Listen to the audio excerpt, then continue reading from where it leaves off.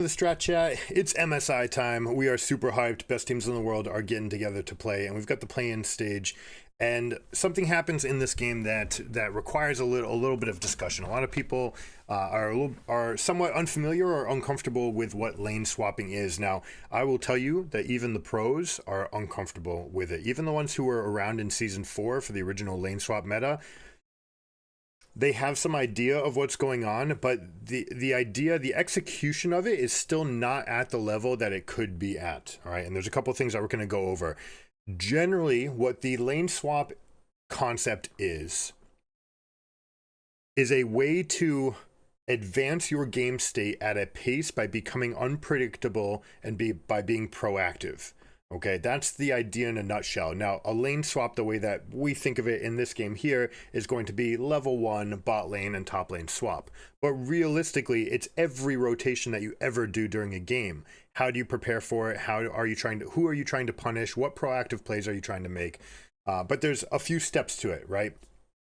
Everything's going to be under this umbrella of proactivity. Now, what is the goal? The first thing is the plan. What is the plan for the lane swap? Well, the biggest idea is you're trying to get a champion that scales out of a matchup where it would otherwise get punished, and you're trying to move it somewhere else. And ideally, you're trying to go into matchups where they are trying to punish you and saying, hello, now there's more people than you can handle, and in turn we're actually beating you. It's like a rocks paper scissors, as far as, hey, you thought you were winning in 2 different lanes, we're going to swap so that we now win in one of those lanes. And what are you going to do about it now? All right, and that's the reaction. So in this game, the first thing that you're going to have to do is prepare. All right, you actually have to go out and start laying out early wards. It starts generally with an invade, but you can see right here that Masu and Busio are making an attempt to not get seen. Busio is making sure that there's no lane swap going on against them in return. And they're going out. You also see some pings happening around the map where people are expecting that there might be vision or where you might need to hold on to an area. Now, you do not want to be spotted when you do this, because the easy answer from the enemy team will be, okay, we see you early enough and we'll just swap back and answer you. But in this case, we're getting Jinx out of the Tahm Kench Senna matchup, where Tahm Kench is really just a huge bully. Jinx does have the pushing power in this lane, and they could just try to play for that. But then you also are stuck with this Rumble into Urgot, and Rumble is a champion that gets absolutely eviscerated if you can just knock him out of the lane. Now, what they're doing up in the top lane here, if you caught it right there was a ping in the bot lane as Urgot was pathing attached to the wall. Did you notice that? He went and he pathed all the way across here to make sure that no one could see him. Now, Rumble is going to go and be disguised here. He's going to not even show up top because there's no reason in being here. So they're already punishing Rumble, right? Stage 3, the third P is going to be to punish. Now, punishing can either be fast or it can be patient, and you have to be very aware of when to be patient in these plays. Now, Talia, for example, knows that these wayward movements of a top laner might mean that there's counterplay, and you want to make sure that you are not giving anything back to the Rumble. Rumble is getting something very important here, and you can actually stay. One of the answers that PSG does not unlock here is the answer to just 2v1 mid for a wave. You both push in a double stacked wave, and that will be enough for the Rumble to actually hit level 2, and then you could come down into this bot lane gank with another level. All right, that's a huge thing that they've missed here. Now, they're doing part 2 really well, which was to stack up waves. They've triple stacked a wave. They waited for a cannon, but you see how Sejuani's already here? They're daring them to say, let's make this about execution, and we've got a level 2 and a level 3 versus your 1, 2, 2, and 3. We like our chances, especially with Sejuani being as strong as she is in that spot. PSG ends up losing out. And now they come up and they start continuing to push in the top. Now, I like this adaptation from PSG, right, where they teleport the Tahm Kench up to the top lane. Another thing to take note of, look at the amount of demolish procs that we're seeing here, right? You're going to bring double demolish into some of these lanes, into basically all of them, because the idea in the lane swap is we are trying to get as much done as quickly as possible. And one of those things means take demolish and turn it into 125, 250 gold for you or your team, and trying to get these turrets down, because once you get them down, you can start unlocking the map and doing more on the map with what you've got. Now, in this case, anytime you've got this 2v1, if they do soak up the XP, then they are going to be stronger than you once a jungler comes. And you have to be very wary of that situation. And this Tahm Kench going up top, why I love this adaptation so much, is because it means that Senna still gets to support here, and you get to support with a Rumble, and you actually get to go push the wave the way you want. Tahm Kench is still going to be soaking up things in the top lane. Not really very difficult to punish a Tahm Kench in this spot. And you see how he's slowing down the take on this turret. Now, one thing that they didn't do that they could have done was step up and proxy the wave in response to the 4-man dive bottom. Right, so let's go back a bit where we're looking at this play here. All right, there's no one here. They've been stacking up the wave. They're unsure of what Rumble's going to do, but probably they saw a Rumble right there, but they may not have quite yet. Boom, they see Rumble. The moment you see Rumble, you're going to tell your team, all right, it's time to crash. Now, there's a little bit of a problem with this crash up top, right? Ignore this. Just look at the minimap. They're already bringing the wave in, and they're coming up. They would love to stack this one more time on the outside before crashing it in to make sure that they get the most amount of damage. So Fly actually made a pretty big mistake on the execution of this push. If they could, what they'd love to do is, even then, if this wave comes in just a moment sooner, step ahead and actually clear that wave here, which will then buy you even more time to attack the turret without having to wait for the wave to get to you. All right, so that's an important step here that they missed out on. So already there's 2-3 different spots where these teams could be improving on their mechanics. I like that Rumble came mid, but they should have shared the wave. He would have been level 2, and they would have unlocked Azir to maybe make it a 5v2 dive in the bot lane, which makes a big difference. Also, they could have stepped up and gotten more. Busio right here is going for chip damage on the Tahm Kench, which is not the main ideal, right? You want to go in and take as much base damage, knowing that Tahm Kench can never sustain for an all-in, and then only at the times when the wave is coming out do you actually want to go and chip after his health, in which case Tahm Kench just kind of ignores you. He steps back, he leeches as best as he can, has one of the best kits in the game for handling that amount of leeching, and he has a couple of the best spells for surviving the dive under the turret. So you really aren't going to get that much meaningful work done in the case of diving a Tahm Kench, and you can see that they've actually lost out on more turrets here, more turret plating, and there's more progress where PSG, if they continue the up-tempo play in response here, then they could have actually taken this and turned it back and made a play in the top lane. Jarvan and Azir, for example, rotating over to the top lane, because you know that Sejuani and Urgot are both glued to this bot side. Urgot could teleport top, but he's only going to be able to teleport to this. So a proactive answer from PSG to push mid together would have unlocked the Azir and the jungler or the top laner, whoever's going through, to then go and get more. Now you see all these wards that they place for themselves to that FlyQuest places to make sure that they see these rotations before they happen. But right now, the fact that they've only taken one plate, you can see it in the gold differential here. Despite going for the lane swap, they're down 800 gold. Okay, and this is worse than it would have been if they had just stayed where they were. So there's a lot to gain and lose in your lane swaps where you can get these situations to work out well. Now, they do get Jinx into the mid game. She's going to be huge. And Jinx being big compared to Tahm Kench being big is apples and oranges, right? Absolutely doesn't matter at all. You want Jinx to get out of that situation. So even though you're down 800 gold, you're still okay with what has transpired here. Things are still fine for FlyQuest when it comes towards their team comp. But it's still not going to be a set in stone win here. You're still going to have to outplay. You're going to have to play methodically, proactively for the rest of the game to continue to get Jinx into these pockets, especially when you go into that half item to basically 3 item trough that AD carries exist in, that once everyone else in the game hits 6, the AD carries are basically useless, and then only once they hit their 3rd item are they going to be strong enough to carry in those fights, and you're going to see them rotate to mid and all the things that come along with it. So I just wanted to give that little encapsulated view of what a lane swap does, what it's trying to accomplish, what they could do better, and again, we'll look at the whole steps again with this. First off being the wards that they place out. Where do they get vision? Normally you'd like to pair this with an invade into the northern quadrant.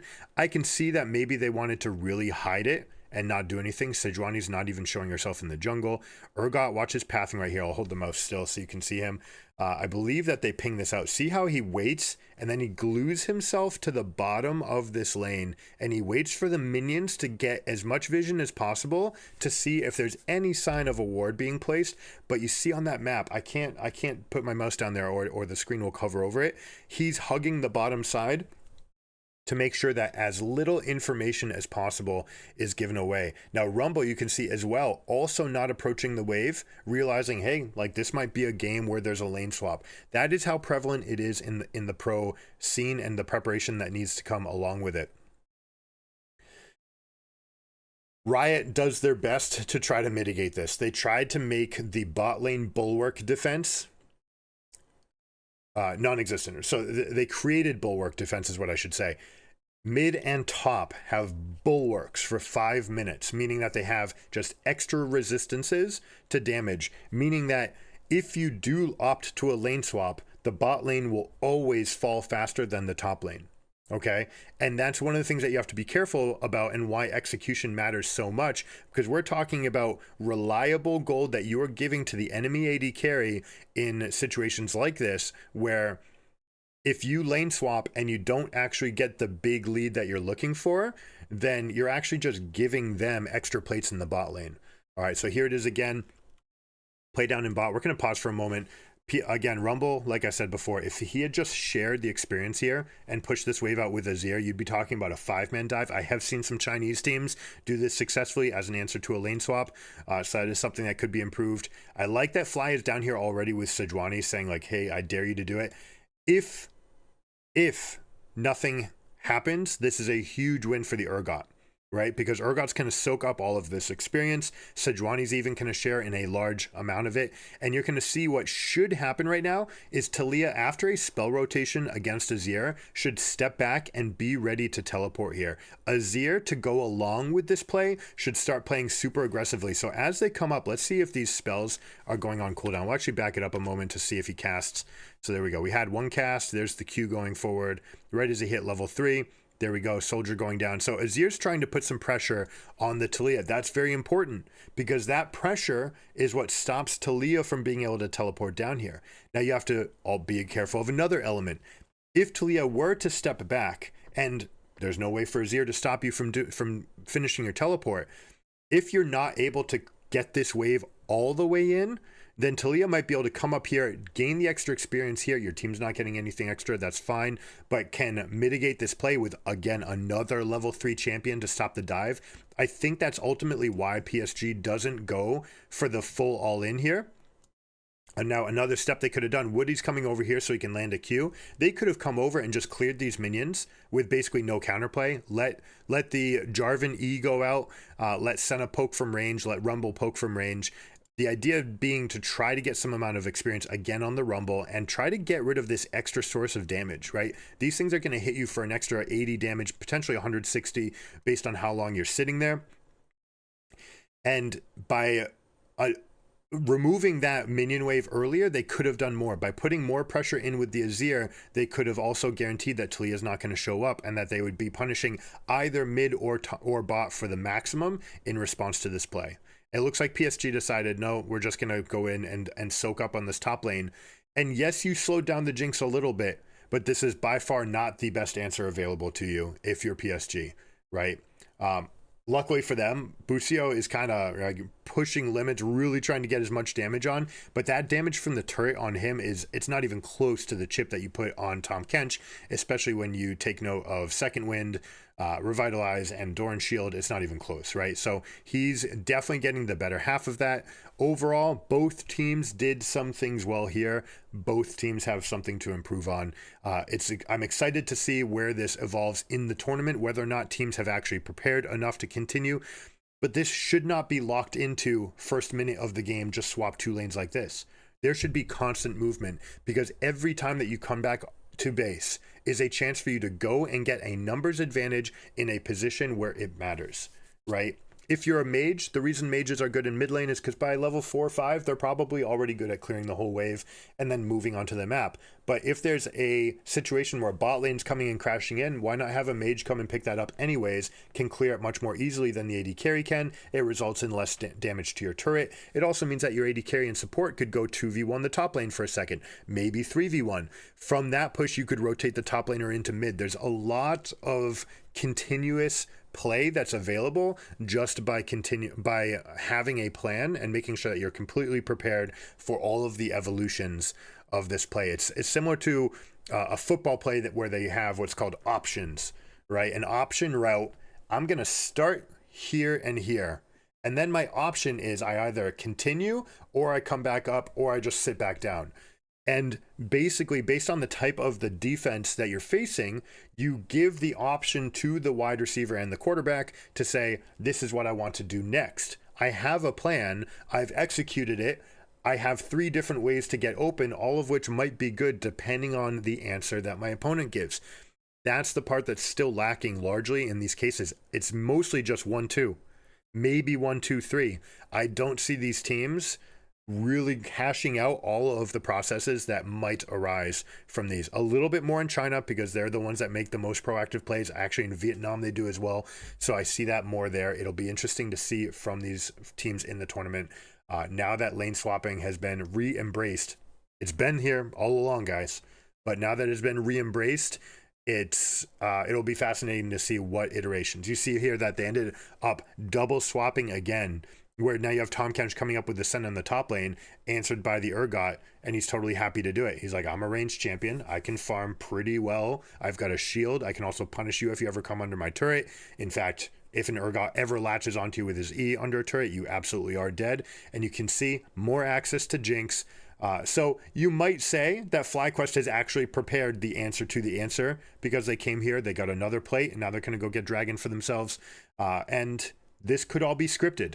The first 14 minutes of the game, especially the first 10 minutes, could always be scripted. By the time you're talking about the second dragon spawn, it's much harder. But then you also have a play that you're going to do at 14 where you're rotating your bot lane to mid.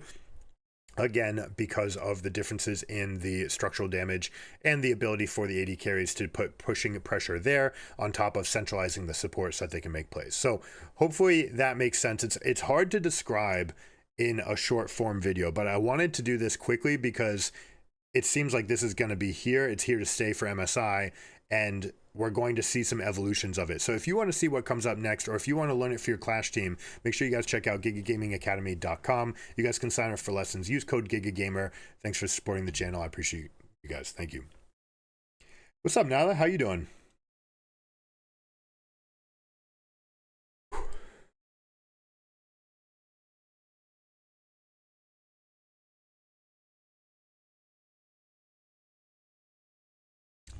Welcome from Twitch.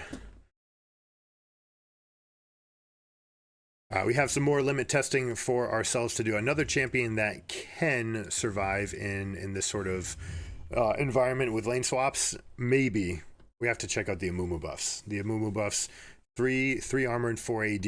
Whether or not that's enough to stick him into the top lane for proxying purposes, absolutely. He can absolutely proxy farm. The question is whether or not he's going to offer enough from that point of view, or whether or not he needs to do it from the support role where he can just start fighting them in the minions from there.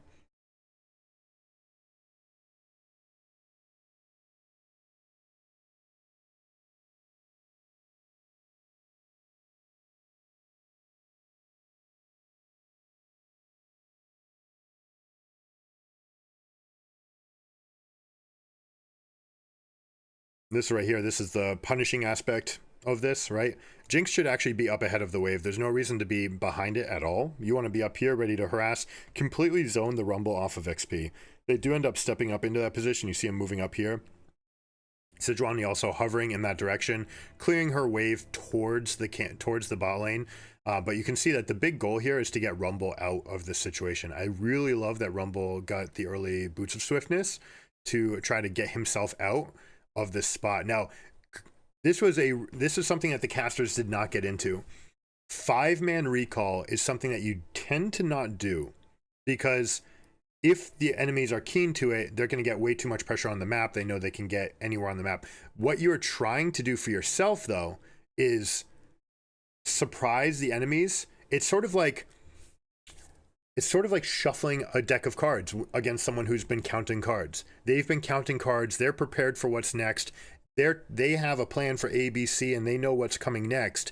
Best answer is, let me scoop everything up, shuffle it up, make everything random again, and now we're going to deal out again. And by resetting everything, you make it a little bit of a surprise for the enemies. Now, this can be beat with lane wards that are very deep in the lane.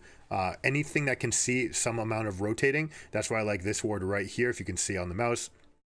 You're going to catch anyone coming through this portal, this portal, this portal, anyone coming through this jungle at all, you will see with just one ward. A lot of teams will try to opt to get a ward right here, a little bit disguised, and to see anyone rotating to the top lane so that you can make it an answer.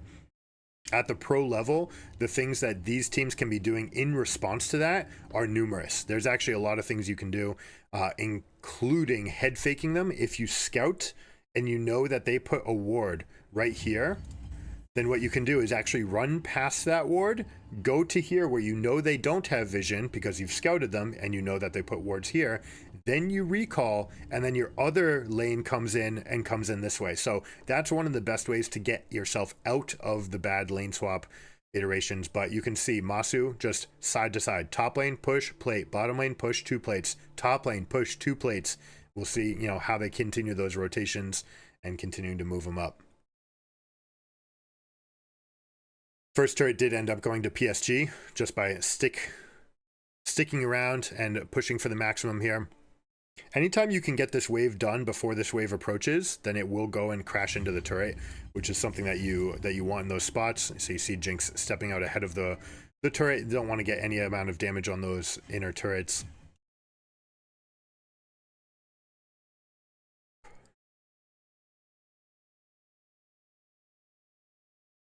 All right, Amumu in the top lane. Bausen Law. We need to be able to teleport quickly. We need to have a good shop. We need to eviscerate the minions above everything else. Just get in the wave and start Eing and taking the fight. And I think even if we die, we should be okay from that spot.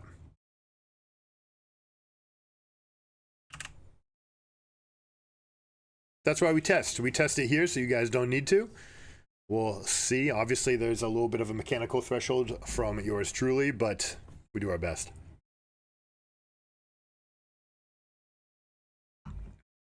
Theoretically, it should be okay against everyone but the most aggressive top laners, right? The ones that could stick to you, kill you. But even if they do, if you're taking a significant chunk out of their damage and then forcing them to decide whether or not to stay with the wave or to get their recall to spend their money, then at least you always get the wave. And the fact that you got the wave means that you're guaranteed going to get that 105 gold and you're going to get that resource, whereas they might have to be stuck in a choice. And even if they win and they end up at 40% health, let's say they use everything and they're stuck at 40% and it's set, you can come back to that lane and try to punish immediately on top of that. Now, we could do it with teleport, and I think depending on the lane, it might be a teleport versus ignite situation. Ignite much more for the win, teleport to try to get back up there quickly. I think teleport's going to be more important to make sure we have access to all of the XP in the game. But essentially, inting for map prio is going to be such an important aspect of getting into position. And this is what Bausen Law is all about. And being able to dictate how and when your opponents can move can allow for some openings. Now, a lot of people in your solo queue games, they're going to be like, what's going on in top lane? This guy's inting. I don't want to be a part of it. Like, go in by yourself. I'm not going to help. Which in reality is the opposite of what you want to do. The whole purpose is you're trying to create a weakness to then funnel through and punish later. All right, we get a Gwen. Gwen is magic damage, but she is auto-attacking, so she is going to deal plenty of damage. We'll have to be careful with her empowered snip snip, and I have to decide whether or not I'm going to try to flash over it and continue the fight. She's also going to be on a Conqueror binge. Hmm. It's fascinating.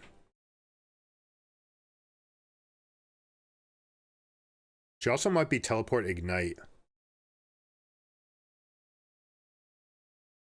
So we could go here. There's also a world where you can go tier and just proxy, although I don't think so. It's probably just Doran's Ring every single time. Last stand for the most amount of damage when we're low.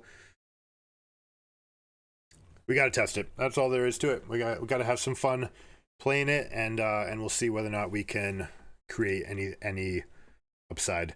It was a beautiful game by PSG. The Rumble never really recuperated.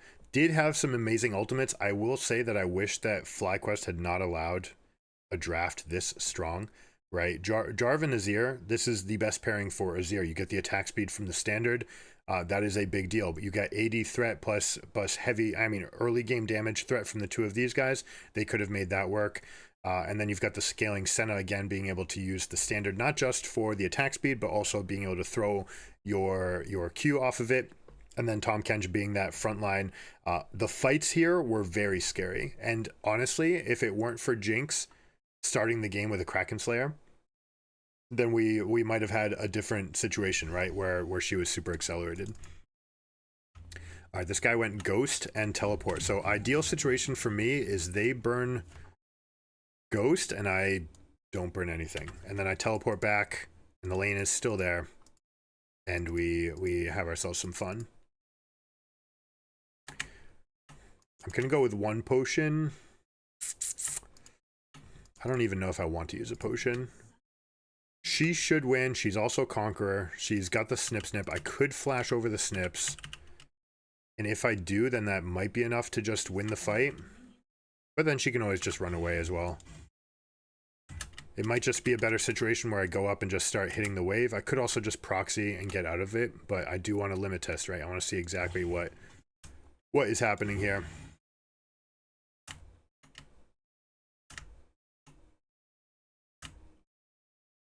We have a very non-standard setup, and despite all of our fighters and whatnot, we have very few mechanics to get Yasuo turned on. That was a Gwen right here, right?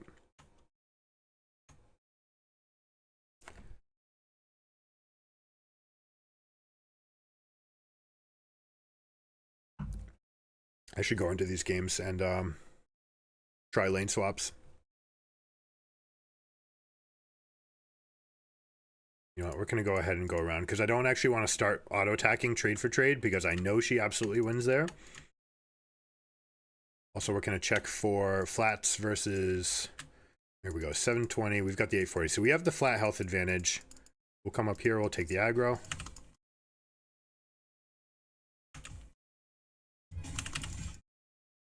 I think I'm winning. I am definitely winning.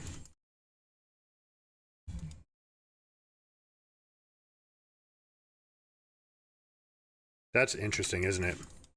Now, I could just recall here.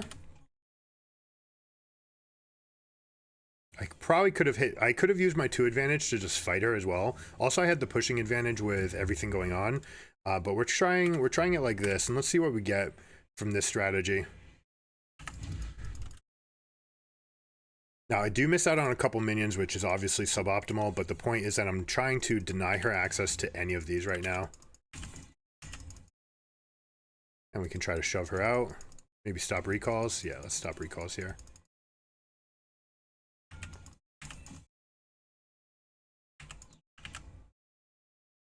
And that should give us access to another recall. Now, she's going to teleport here, which means that we're going to go straight past the wave. We're going to force her to come down to us. I don't know if I have this.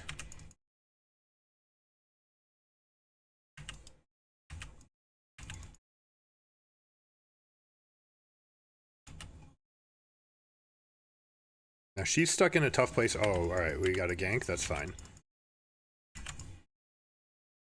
That's fine. It's not fine. The wave didn't get all the way in. Whoops. All right, it's still going to come out, though. We'll be all right. No, I don't want this. I want this. Which feels weird, cloth armor into Gwen, but it is going to amplify this. I don't know if it's perfect. But it will also mitigate all of the minion damage. So she gets the first blood. She has a similar shop to me. All right, but I'm ahead on cloth armor right now. And I should have gotten back enough experience. I'll have to check the VOD. So 330 is where I'll check to see. I guess I should also look at exactly, probably actually right when I get back to lane to see where we're at. I missed that one. So now it's coming back in.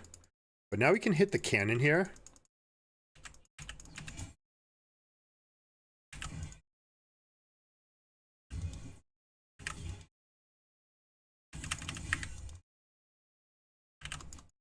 Yeah, look at that damage. That's actually not bad, right? She's going to try to snip in on me. I could probably have gone around, but Vi's lurking in the territory again. Do I just, like, fast recall again? Because this is also another trapped wave. I don't really want to be near here while the Vi's lurking. So let's see if we can't punish a little bit more now. Now she's going to be stuck again. This time no teleport. My teleport comes up sooner. I do have Cosmic Insight, which I expect her to have as well. If she can get this all the way in, then it's probably not worth. And I probably was worth me dying to go get the right wave state to get the most out of this. But it's super, super difficult to calculate that.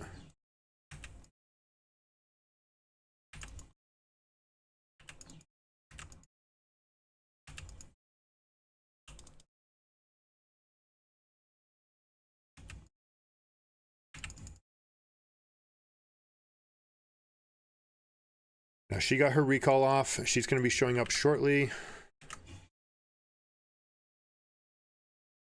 Want to grab this aggro again.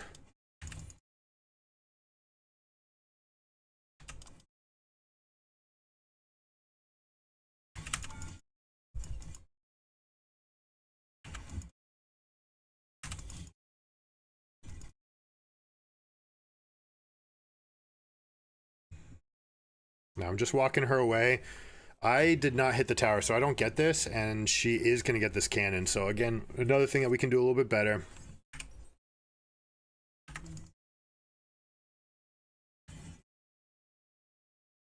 Where do I actually want to go with this? Usually it would be something like Landry's. Maybe Riftmaker, and just kind of like stick in, get into the fight. It could be, I could go for like Turbo Tank with Tear of the Goddess. We did deny the handful of melees there.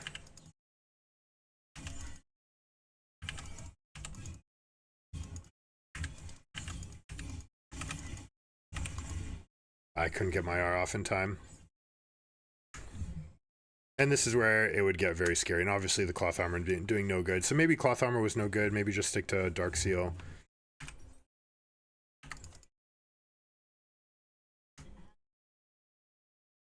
But I think we're going to be in a pretty bad spot now. Might have to just skip, and by skipping this wave, we can go and proxy the next one.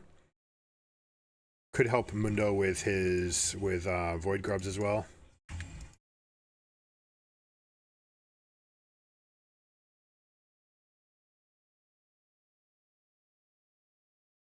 I think I can still stack this.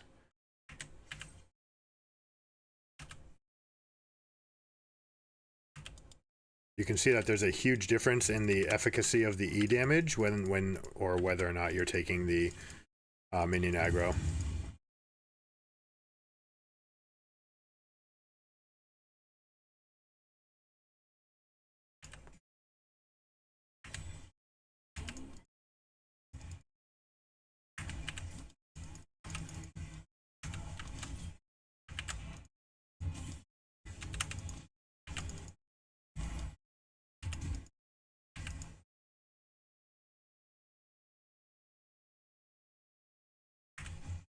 I don't know what that Q is aimed at.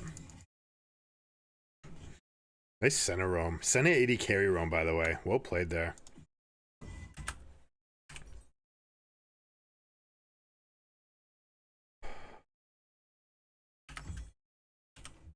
Feels really weird to have this item into this lane, but we're trying it. We're trying things.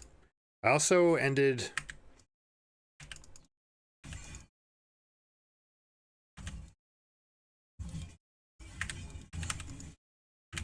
I didn't have my potions going. That might have been the difference there. It's close.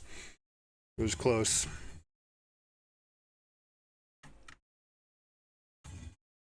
Maybe with real items, things would have been better too.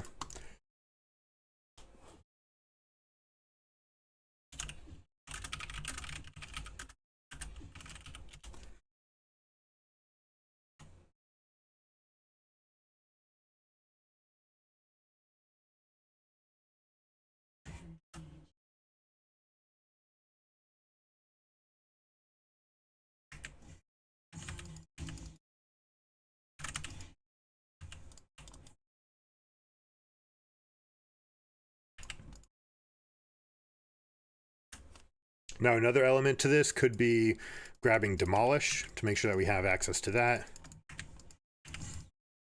Oops.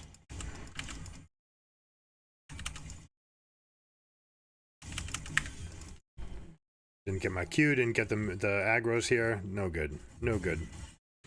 She's just going to be huge. And she's got Riftmaker, so now it comes at no cost to her at all.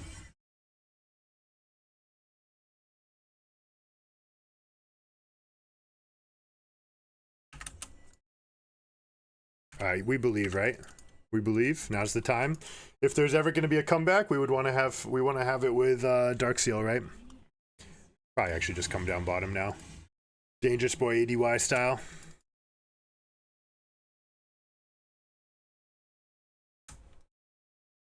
But then my team's going to be like, you inted all the lanes.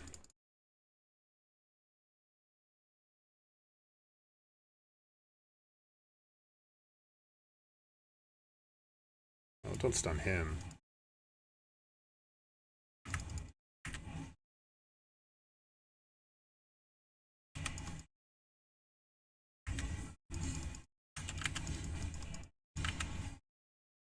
They should be able to get... No, we got nothing.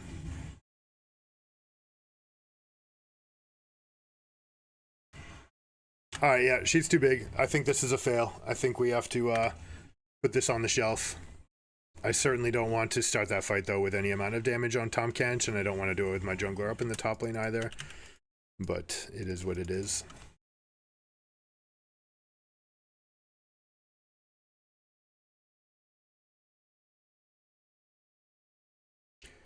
But that's why we do it in Norm's games.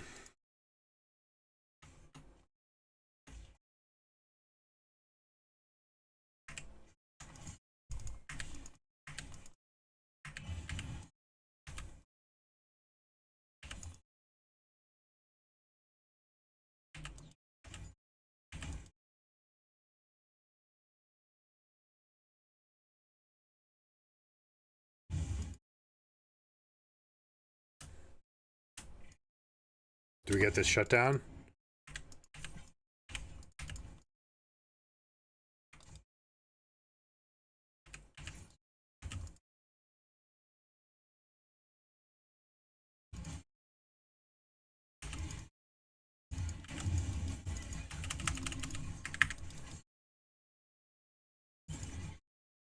That was weird. That looked like it was a snip here and then snips here. Did you see that? Big shutdown. It's worth. Oh, and then we're gonna get another one too. GG easy.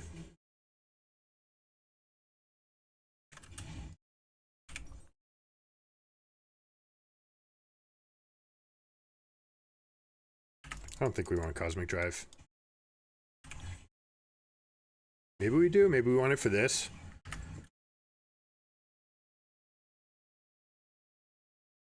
Gwen's coming in.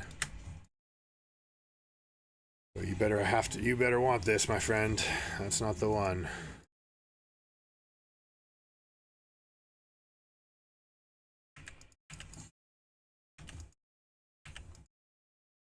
Yasuo gets some alone time. That's not nothing.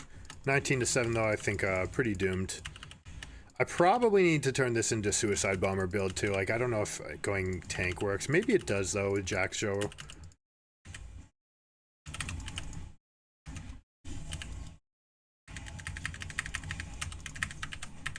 Can't I cast spell? Can I not even cast? Maybe I can't cast this when I'm rooted. I didn't even see if the root hit. Must have happened.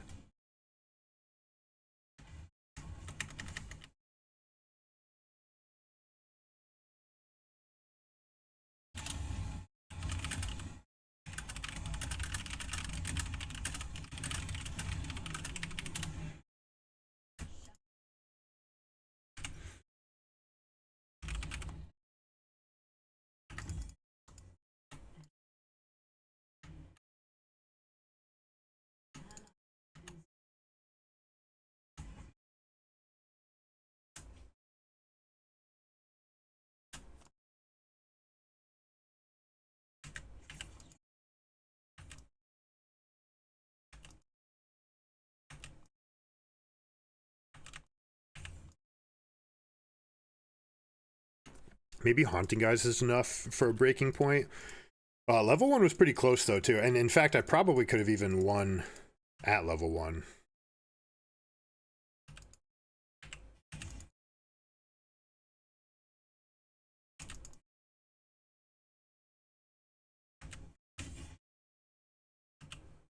Yeah, dude, my damage goes down by so much when the minions die.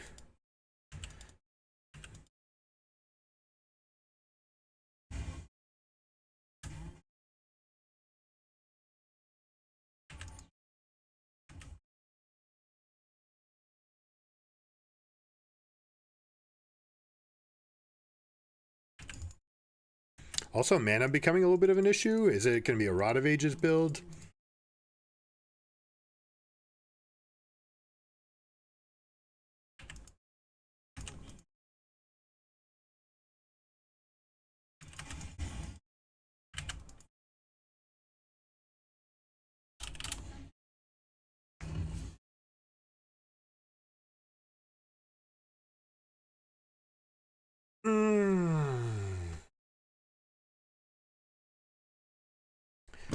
Let's see.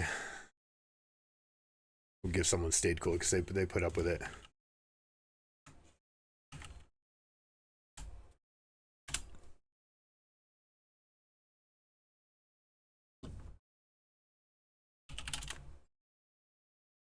All right, next thing we have to do is update the Amumu clear time.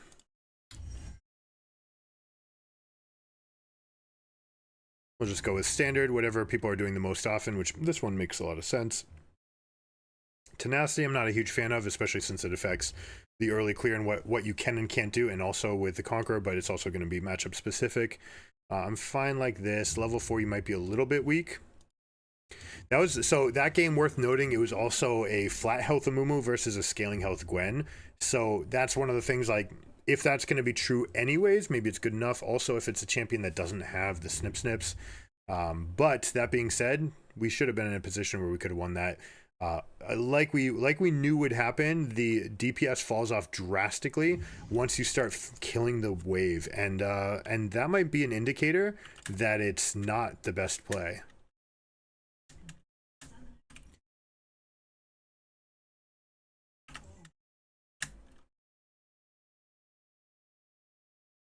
All right, so we're going to do a couple different paths here, but as someone that's looking to maybe brawl at the beginning, we're going to try the straight up Raptors down into a recall and then go to Wolves from there, especially any champion that has dashes that you can get to the camps quickly like this. It's going to be fun like that.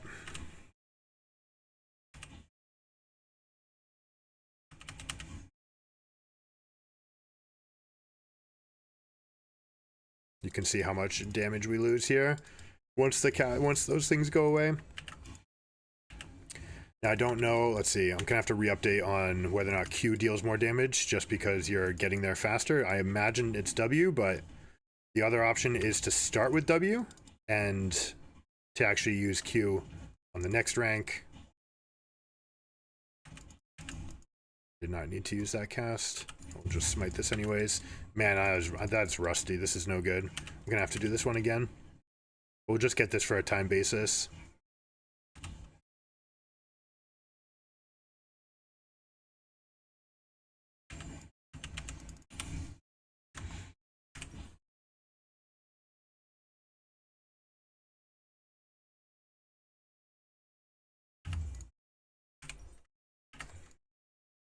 This would be if you're expecting a fight, you'd pick up the potion. You don't necessarily need to. You can have it in your starting items. There's basically the same thing. You could also go into some builds where you go into Ruby Crystal. You can't do the Dorn's Ring anymore, which is a shame. I wish they had kept that.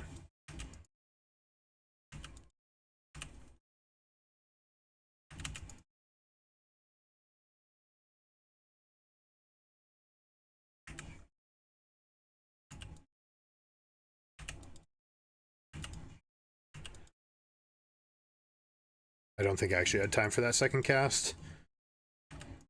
You can see, yeah, this is going to interrupt my Q, but Q will be back up for the Scuttle. I also could have taken that one faster. All right, so a lot of things went poor here. We're going to try this again with the W start and then moving with the Q. I'm glad this is why you get it out of the way early like this. Now W spawn, I'm gonna keep this for a moment because of the changes to the void grubs, right? Your E, you're gonna get a couple casts off anyways, but you're gonna one-shot that camp no matter what. So to go over what would happen, the 4-minute wave is the cannon wave. If you full clear with the jungler and you know you're going to be uncontested because of a lane swap, then you could come here with your mid laner, for example, and you can set up and say, all right, we're going to go and fast push. Let me set up Shift N, a teammate, so I'm sharing experience, right? So we come in here and let's say that there's a wave stacked up like this, and it's coming back to us now. That extra experience, you see that extra half level, right? That's something when you're sharing experience now, junglers get the mitigated amount, but you could come down to bot lane off of that timer and say like, hey, we're stacking up cannon and we're going to go crash. And then we go and try to get another wave here. So let's try to do this again though with the W start.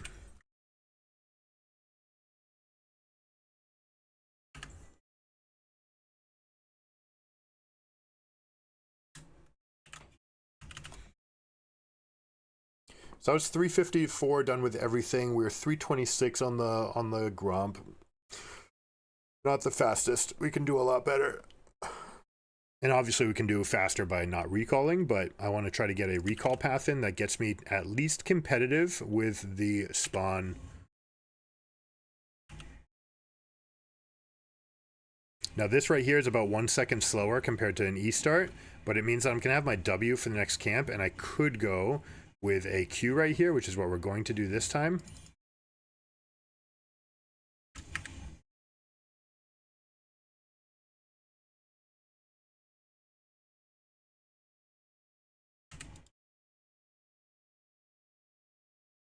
Second Q, I don't know if I have time for. I maybe do. Yeah, it's close.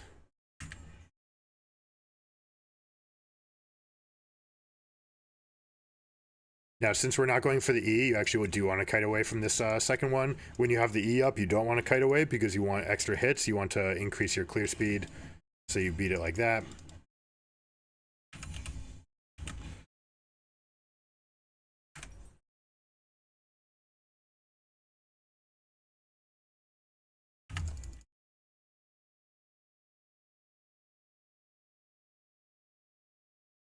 Now, if you run something like Celerity won't make that much of a difference. Relentless Hunter, though, it does give you a nice little bonus on the speed to change the timers on when and where you can get out of this cycle and beat to the enemy jungler to their spot.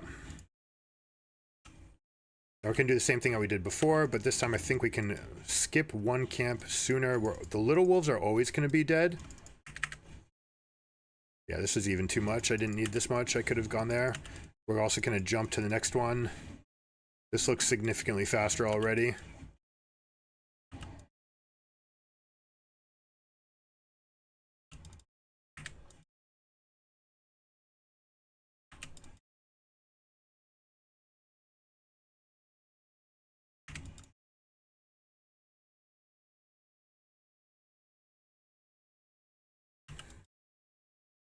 All right, we're competitive. 333 with a recall showing up to the Scuttle Crab could absolutely be something that we could take advantage of. So I'm down with that. That's actually a change. Like the extra auto attack damage, the fact that you have more armor. The bonus armor is not where you're getting your scaling from the E. Or sorry, you need bonus armor for scaling, not flat. So you're not getting the extra amplification there. But you can see how healthy we're coming out, even without starting E at level 1 for the Raptors. So what to do? Should we just play a nice cozy Amumu game here? We'll go top jungle, and if we get filled into jungle, we'll do it. If we get a chance to play top, we'll play top.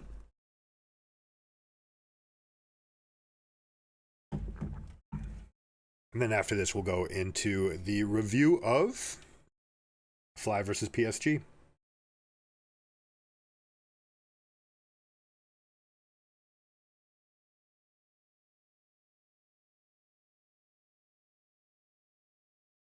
I doubt that I want this call filtered.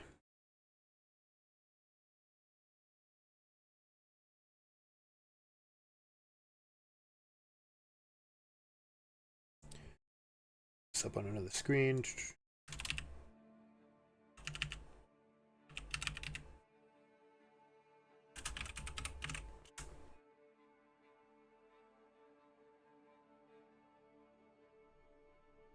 You know what? I'm going to pause this real quick, or at least just mute myself.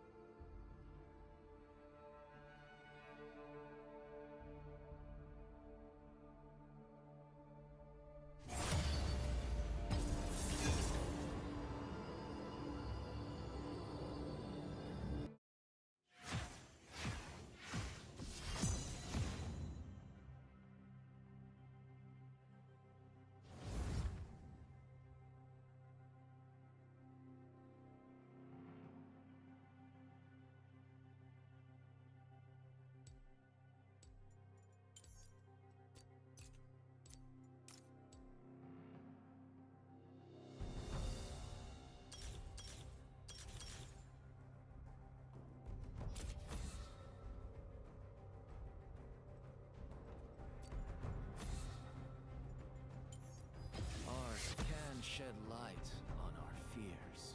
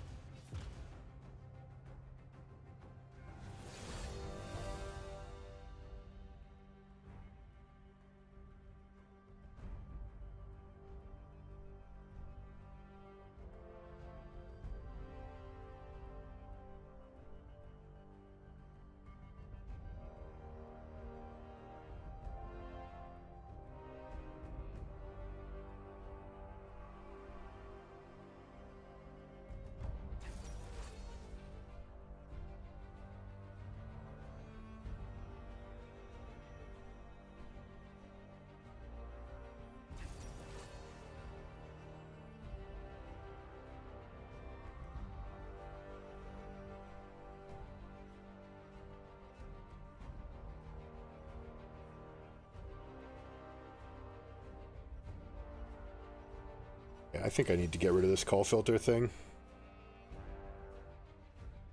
Locked. Maybe not. We'll be alright. Alright, so a moo.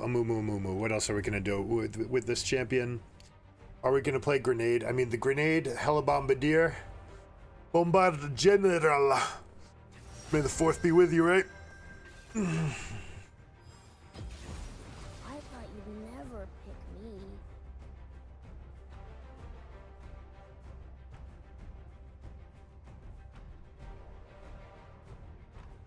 After this game, we'll take a peek at game 2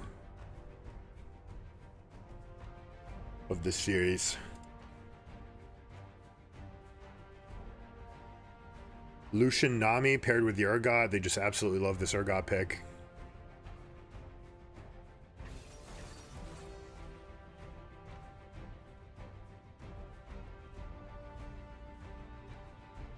Ash Callista lethal at level 1. Sejuani to pair up with the Azir Cassante.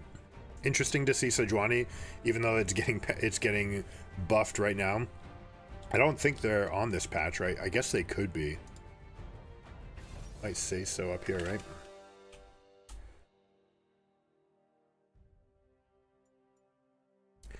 Do we want tenacity? We've got stun, and slow. I think tenacity might actually be worth it for this game. And we're going to do futures market. Do we actually care about that first shop? I don't think so. If we go full clear, Man, I haven't been playing jungle in a while. I'm gonna have to think about all my clears. All right, starting tomorrow, May 1st, 12 teams fight across the world for MSI. More on the line. Interested in learning more? Check out the primer here. We're also celebrating Empyrean. In other news, we also have quite a few balance changes adjustment now that MSI patch is behind us. Okay, yeah, so it was the last patch that was MSI. That's what I figured. There's no way they would drop a fresh patch, especially one that size.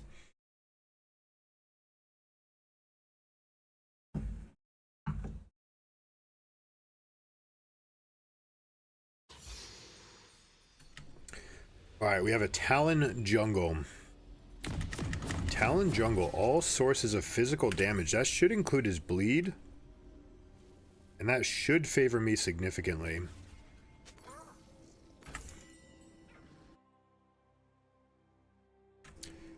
Now, Renekton versus Trundle, that's absolutely a matchup that I want to try to swing at 3, so I want to path in the same way. We've got Malzahar Thresh, I love seeing that. Sona is definitely punishable, but it's double ranged against very little pressure here.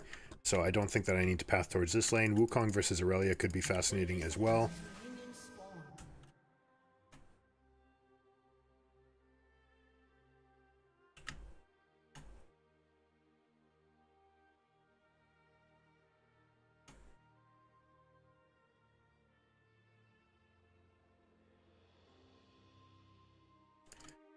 Now Talon likes his single target camps because he can get the bleed proc off on them easily starting at level 2. I'm just going to go right here.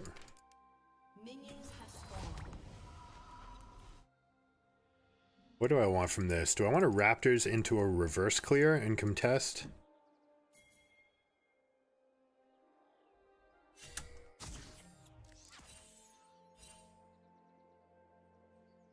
Hey guys, we got the wrong memo here apparently.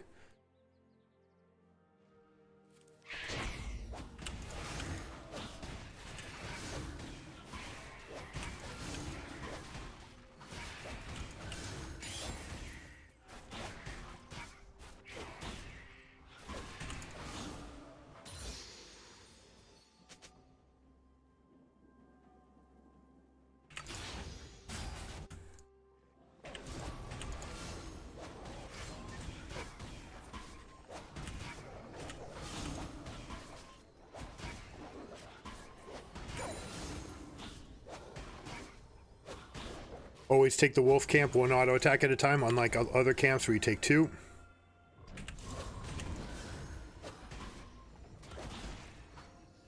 You can see that you can get them to chase you, right, based on their attack speed. This guy's got exceptionally slow attack speed, so some champions you can even get 3 attacks in between here. Talon went for a level 1 gank here, okay.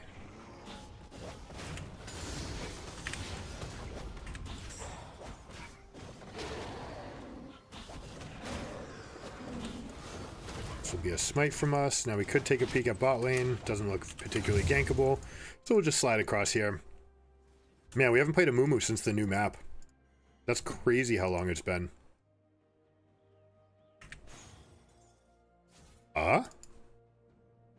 Oh my god, I cleared my own camp. What am I thinking?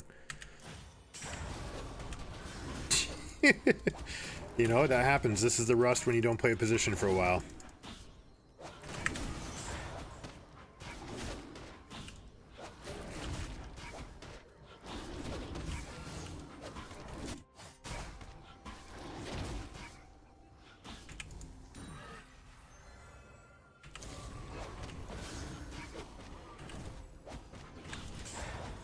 Nope, don't want that. This is super rust right now.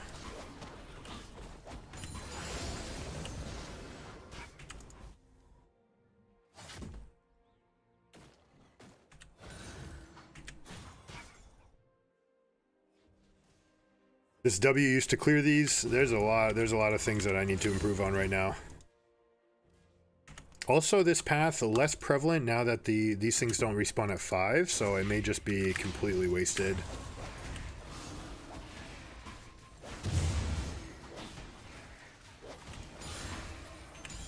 Also, by smiting here, I think that we're going to be too quick getting to the next, to wolves. But we should be able to go double Q here onto the Aurelia.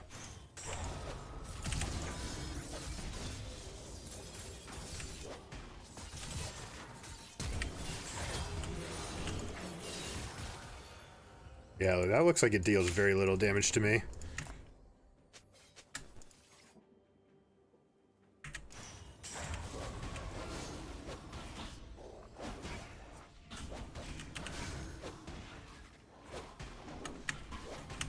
He's at 29, so he's going to fight for Boss Scuttle.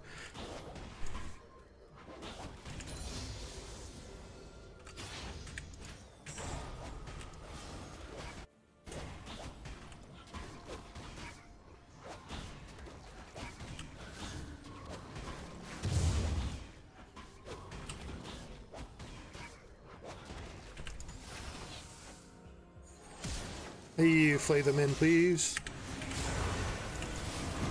That guy's dead. I take way less damage than you think I do. My name's a Moo Moo.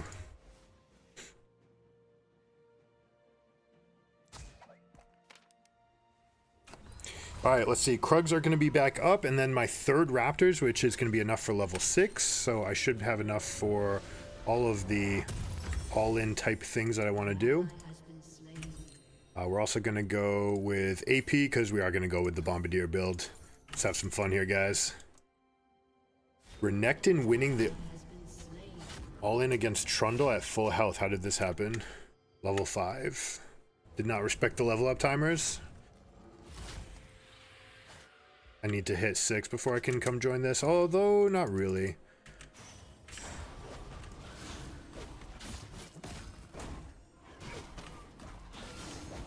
You should just hold the wave. Hold it here, don't let it bounce. If he freezes that, then I can absolutely come over.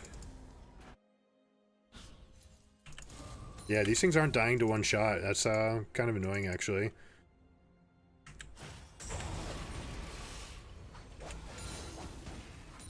It's a nice little extra influx of gold right there, plus all the auto attacks.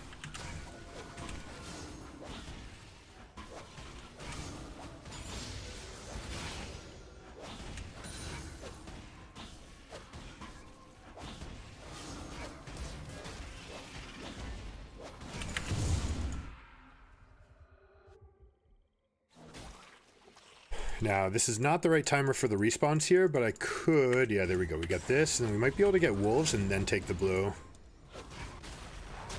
This guy's starting the fight, so I want to be present for that as well.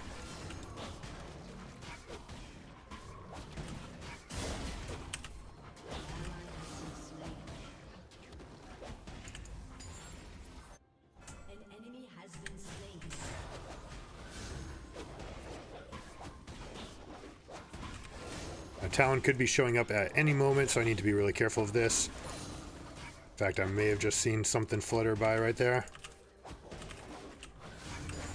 I didn't want to have to do that. Maybe I shouldn't have even done it. Does this guy want to dive him? No, he doesn't want to do it. I want to do it.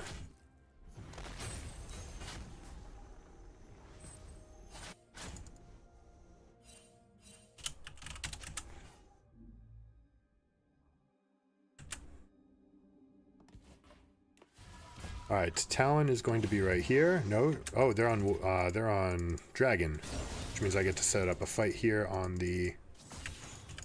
Yeah. We want to push this?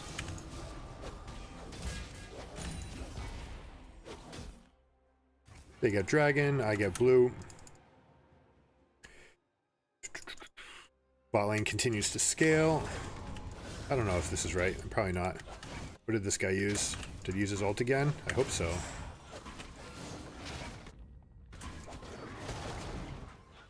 Recall.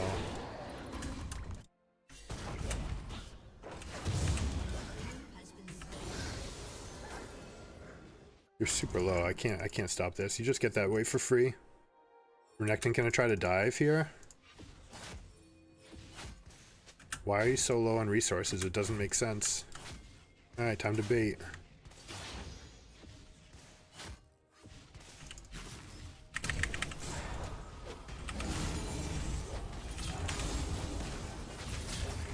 He's get greeting. To not cast his ulti. Alright, at least he has his ulti for the next wave now too.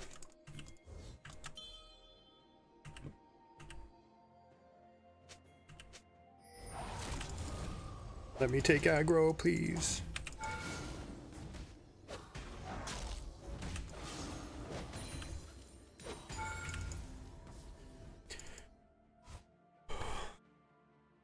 An enemy has been slain. I could be dying to a Talon here.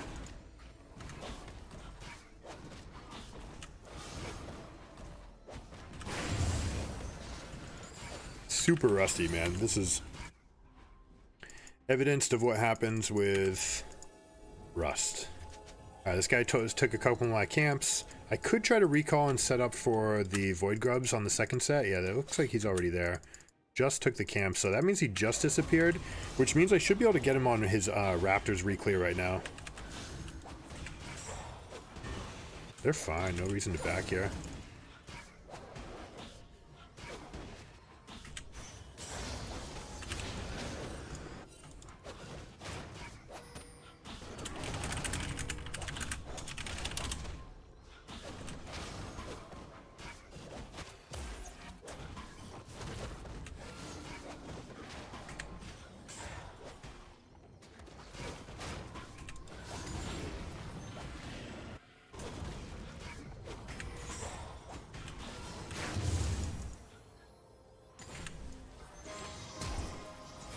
There we go, that's the one.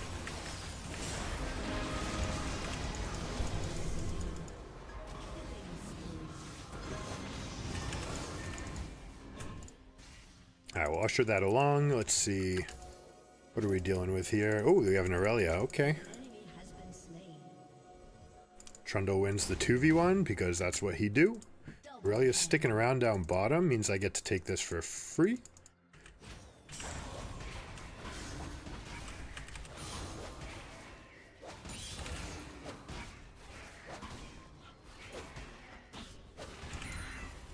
Could actually stick around to help fight that. You know what I'm going to do? I'm going to go straight to Grub since we have a top laner and a jungler who are dead. That means I get to go straight over for this. Plus, they've got no mid lane presence. So Wukong should be able to come help me, or Trundle on the way out, as much of the plates as they want to get.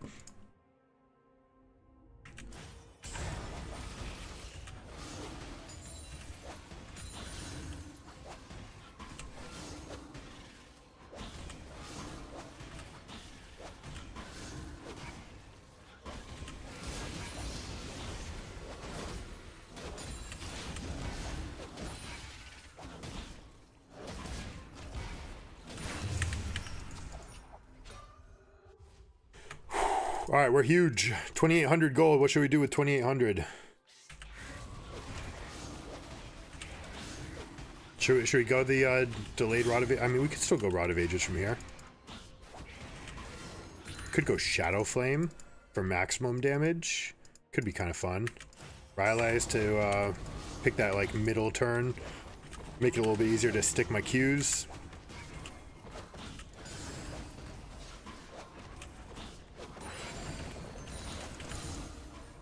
Oh, we definitely got a shop though. All right, 3K. What do we do with 3K? My goodness. Let's go. We protect this guy on his all in.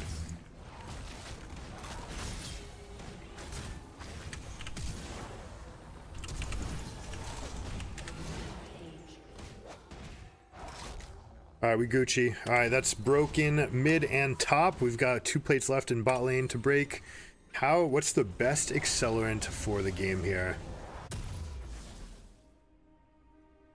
I think it's gonna be this, and we can't even get boots. We have the Dark Seal online. Let's just do this and this. The boots will come. Wait. Oh, I already had the boots, of course. Alright, it is what it is. So do we want Herald here to help Trundle push? Probably. But I think there's going to be much more likely to be action on this Malzahar that I want to be able to answer. And I can absolutely go catch this wave mid because we just have the Wukong death.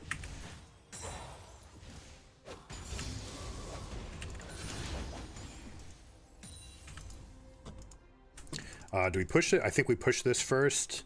Aurelia is almost definitely going to be cycling back. There's the Talon play that we talked about. We go 1E on the front line, 1E on the back line, and the wave is cleared.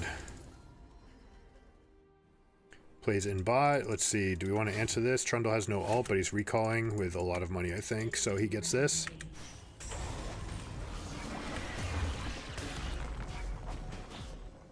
I used to go for a W max,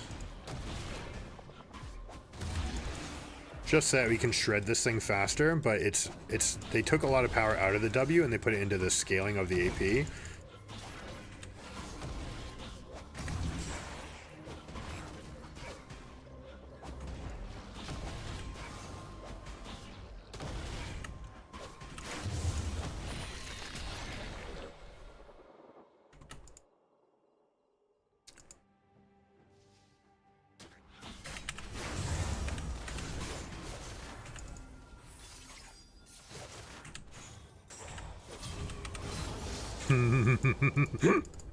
Sniped. I've played Assassin's Creed.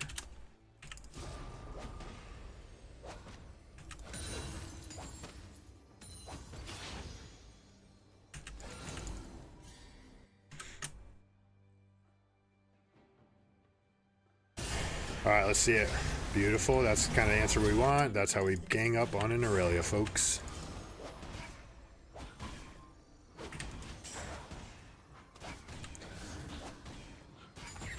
What are you effing doing, man? Alright, here we go, here we go. Ready?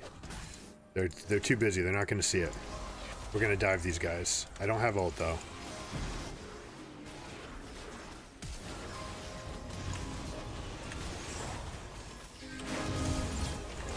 She got the flash off. Okay. Help, help, help! Help!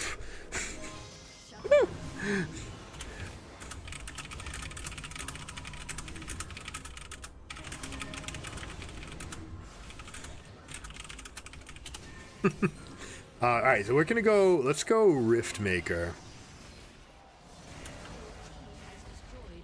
Rift Maker, we got the turret, we're pretty close to this.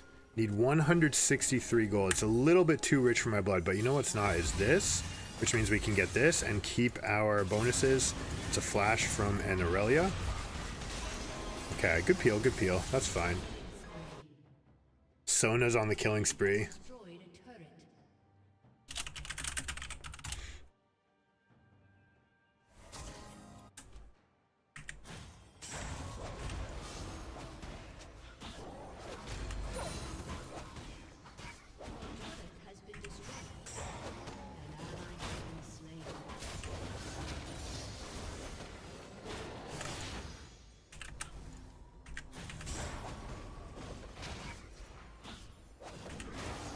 My team's got him. I don't need to chase.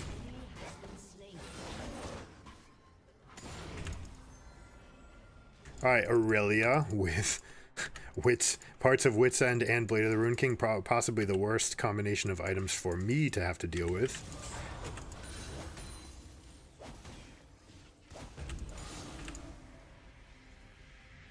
Dragon's in 46 seconds, and I'm absolutely enormous for it.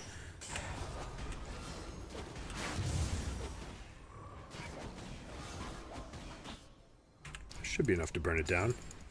I'm going to keep that up because it's much better for me than it is for them. Alzar has ult. Just grab.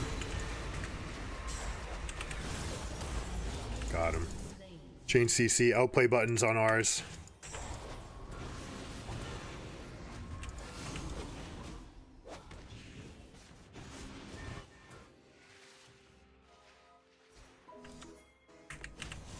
There we go, into the Thrush's hand. No, you cannot miss that.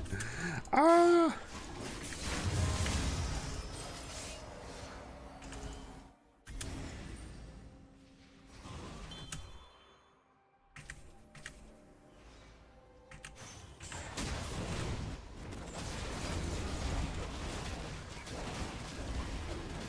You've spotted the Hun army.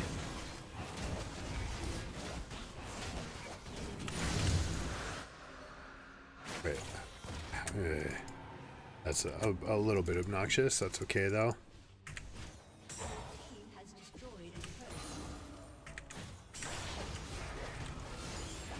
Alright, now I want to take the red buff after the 20-minute mark so we get the respawn on it. Also, we're approaching our Riftmaker money.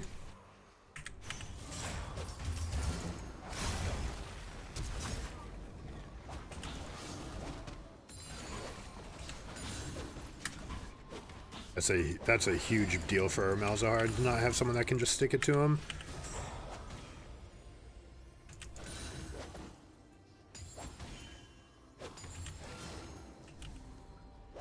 Hey, whoops.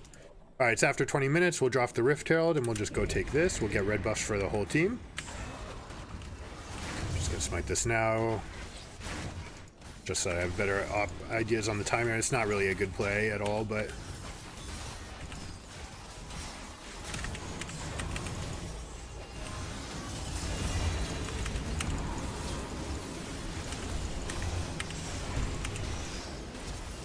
they're all dead. Rocket a moo moo. Lol. We have enough firepower for this. Are we chasing a Talon? Is that what's going on? That guy's giving me some passive income. I mean, like this. This.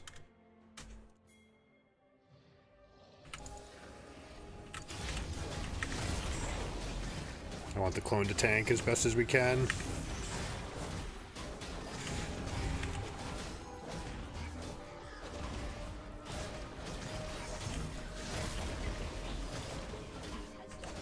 Trundle actually teleporting there is really nice for us. It's good macro play. Now he has to back off though. Or you can try to limit test the 1v2, you know.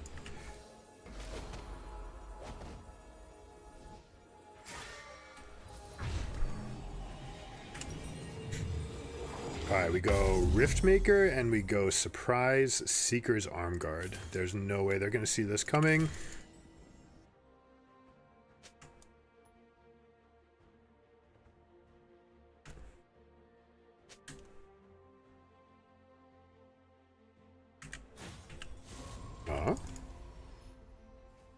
Did that guy like float between my camp? Somehow did he evade all of our vision to take that?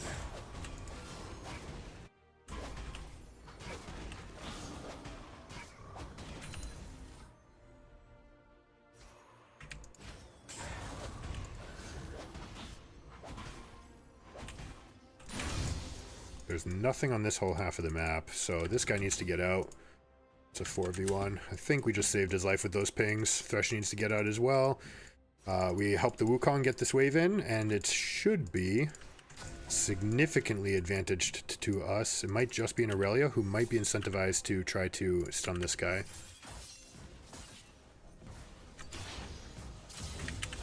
Oh, I missed. Don't think it's gonna matter though. Look at these big whomping chunks, and the fact that they rotated someone over here means that they didn't have numbers for the fight that they thought they would have. Ready? Come here, Wukong. Let's do this.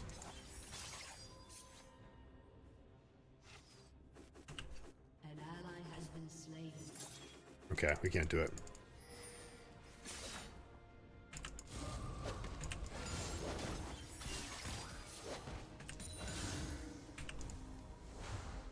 Oh no.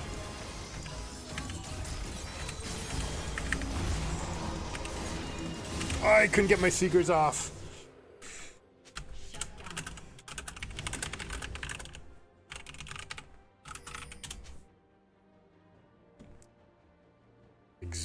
Exhilarating even.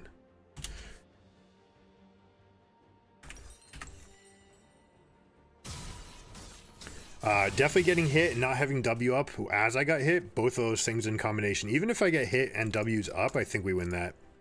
Not even joking. That's how far ahead we are.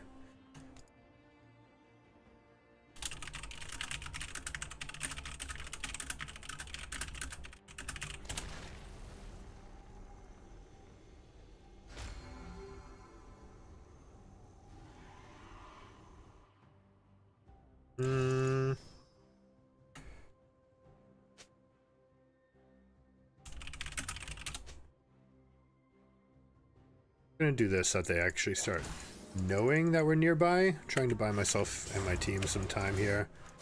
Actually starting this right away. Might get a pick. No, that's not what I wanted.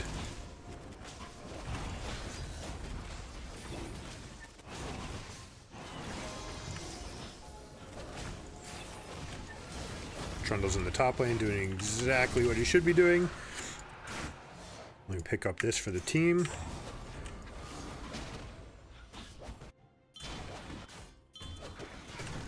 We want a ward here and a ward here.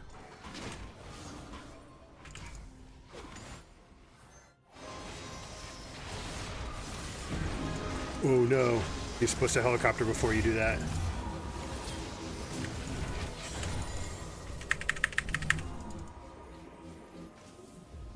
Ah, you cannot move anymore. You're too fast. Buffs to the Sona E, by the way. Hoya!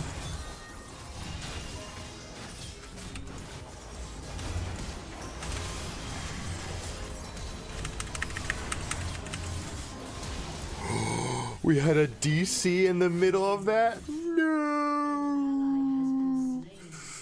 Ugh. Your team has destroyed a turret.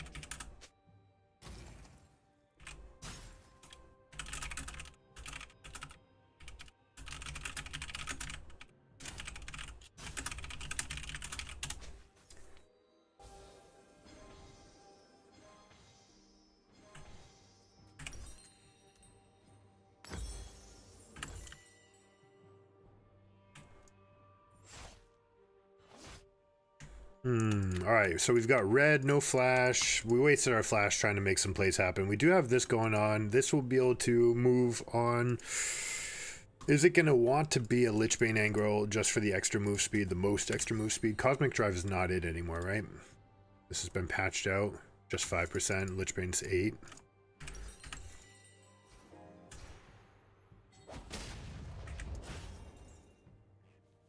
Oh, he's there?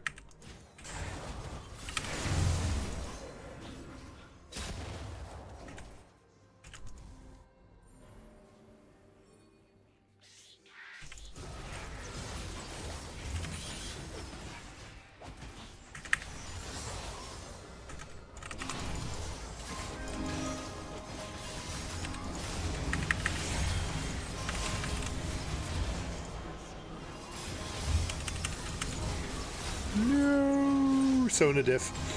Also no Cyclone.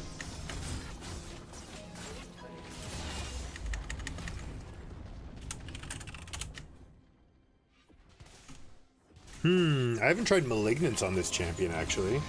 Maybe it's Malignance? I mean, we basically already have that effect, so I don't think we need it. Shredding people's magic resist doesn't really... I mean, it matters. It's extra damage for us, but it's also... We have the passive where 10% of all magic damage to the target is being added on as true damage anyways.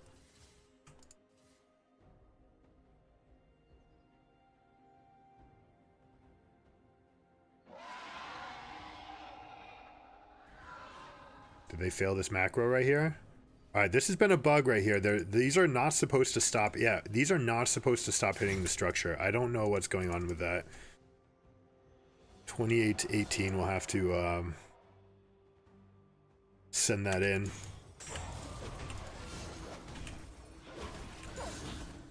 Yeah, you know, he's gone. Man is gone, man is gone.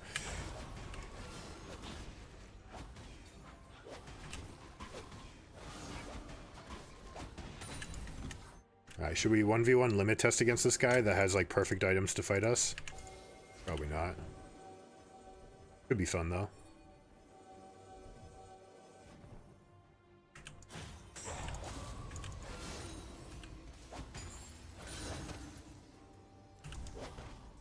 Blech.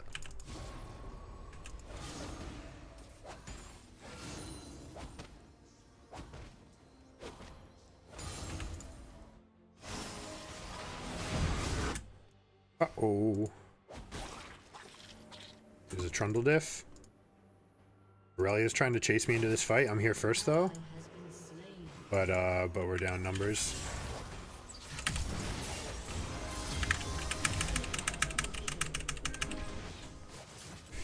It's okay. We're missing out on a guy.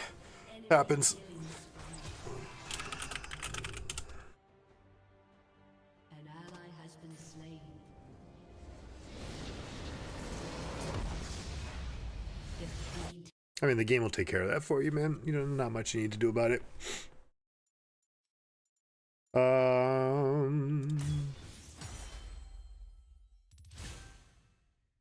We've issued a penalty to a player in your recent game for leaving AFKing. We're sorry you had a poor experience. You are autofill protected for 2 games.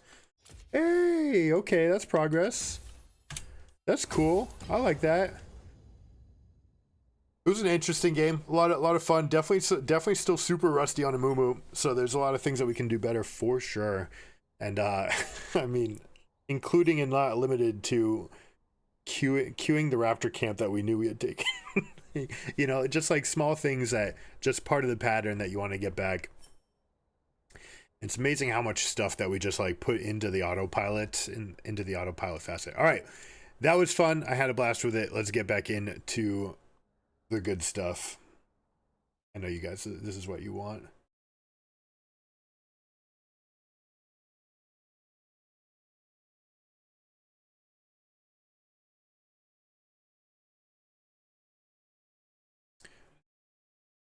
All right, so game 1, we had big lane swaps. There wasn't enough preparation in the wards. Both teams had things to improve on.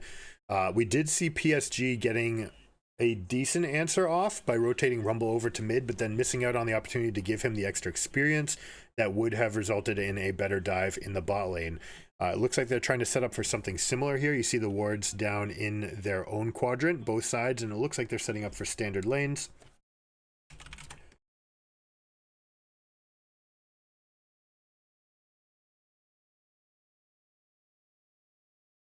Kobe's talking about it right now, the shallow ward diff.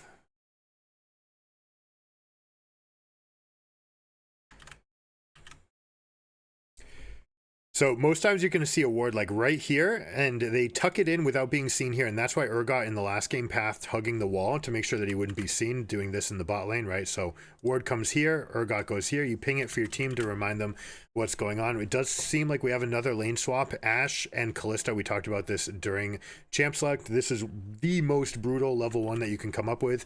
Ashe with Q start, not with W, and then you go for the all-in double of Hail of Blades, immensely threatening, and you can tell that they have no business going for it. Now, Lucian Nami, a lot of people think that this lane is insanely strong at 1. It's not. You really want to get to level 3 before you start going all in, so you have access to all the resets and basically all of the bonuses here. Now, I love this adaptation. This time they're putting Cassante in, leashing camps for the Sejuani, trying to turbocharge Sejuani, and then they're going to move over here again for a dive into bot lane, but there's no top laner to mention, right? You know, check it out. What are they actually playing against? We have triple lane up in the top lane. I love it. Fly, thank you. You guys, oh my goodness, my prayers have been answered. People are finally listening. There's so many adaptations to this level. I'm so glad to see this here right now. Now, triple lane, all right, is going to annihilate this turret. And you're going to see that Bwipo is actually going to give the majority of their experience at the beginning to the duo lane. And what you do by doing that, you ensure that they hit level 2, and at least you have a few. If all 3 people soak up all the minions, you're all going to be level 1 after that second wave, and that's not something that you want for this effect. So now we're getting a full-on trades here. Correct answer right here now is going to be to push up, kill this wave, recall, and then come back once the plates have lost their fortifications, right? So every time that you take a plate, there's going to be a fortification answer, and the turret will get stronger based on the amount of fortifications and the number of people that are nearby to amplify it, right? So that number goes up as you kill the second one, especially. It becomes increasingly difficult to deal with the third. That's one of the reasons why the Void buff here is so important, and why the Rift Herald buff, you can use Rift Herald to deal true damage to turrets to not have to deal with that. But obviously now, these days, now that we're getting that post 14 minutes, it's not really a thing anymore. So we had swap into swap. Urgot should have a very slight experience advantage. Now, it's not going to manifest right now, but we have to be careful right here. This level 3 spike, he can play for these minions. These 2 minions will give him level 3. Actually, just one.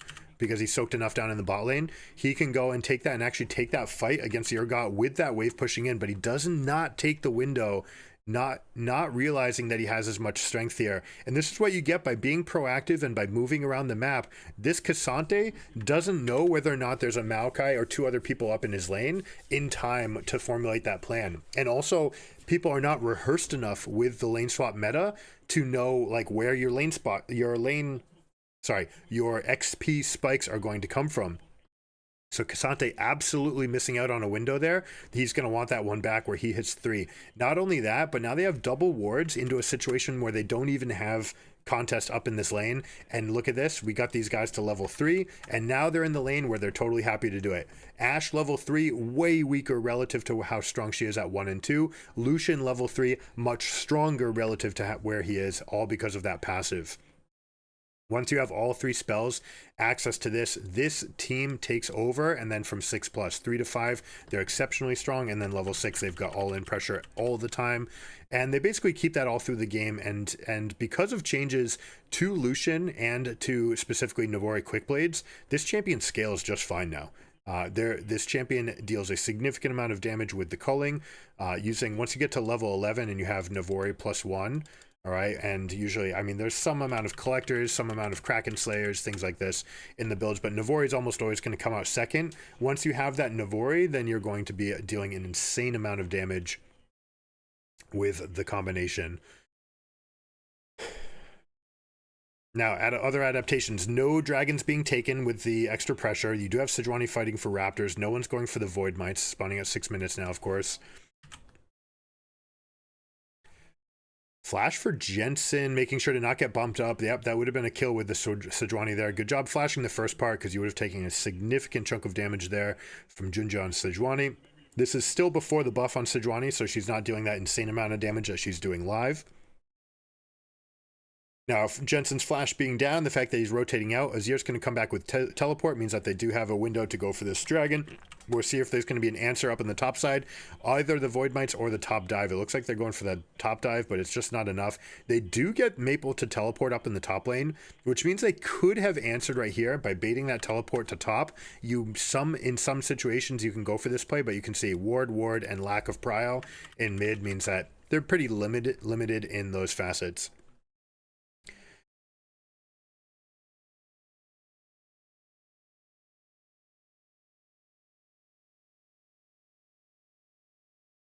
All right, Jensen's going to make it back to lane. Did use his Weaver's Wall to try to get into the top lane. Is going to get back to the mid lane in time. You see him hugging the walls, obviously, to get there faster.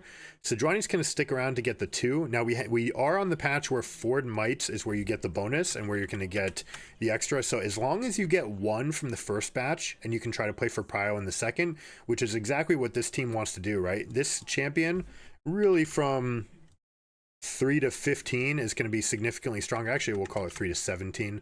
Basically, going to get outscaled at 18 and plus by 80 carries, although he's going to be fine against these guys because of support economy and low range Callista.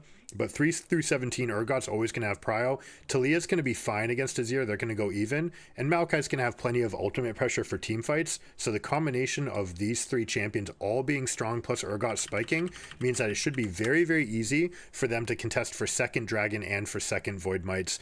Second Void Mites will give them the 4, and then they'll be able to try to set up sieges with Lucian and Talia being the better source of wave clear here. Azir always going to be the best over time against these guys, but you can punish this team, right? There's only one person with long range wave clear. As Ashe just doesn't have enough, and Callista needs to get too close. And Callista versus this team, you're threatening yourself into a position where you might get engaged upon by a flash W from Maokai, for example, and then you can go with a lateral Tendrils of Corruption to start off the fight. They have to be a little bit careful because of the tools here and the fact that we can have Callista pulling out the Ashe. We'll see if Ashe can try to step forward into these fights to try to get more poke, knowing that you have that escape tool from the Callista to help you out. We'll see how they try to play that out in the mid game, but most likely this is going to be heavily favored for Urgot from here on out, and the FlyQuest spike is going to be heavily spiked in the mid game. Should be enough to completely eviscerate this Callista. Now they're trying to be strong here. They're saying level 6s were okay. If they know this and they had good vision, they would absolutely take this fight. And the fact that they see 2 people mid and top means I bet they want this back. They'd be willing to go in a little bit of darkness to be able to take that fight. It's always a little bit sketchy when you're going in if they have vision and you don't, and you know that.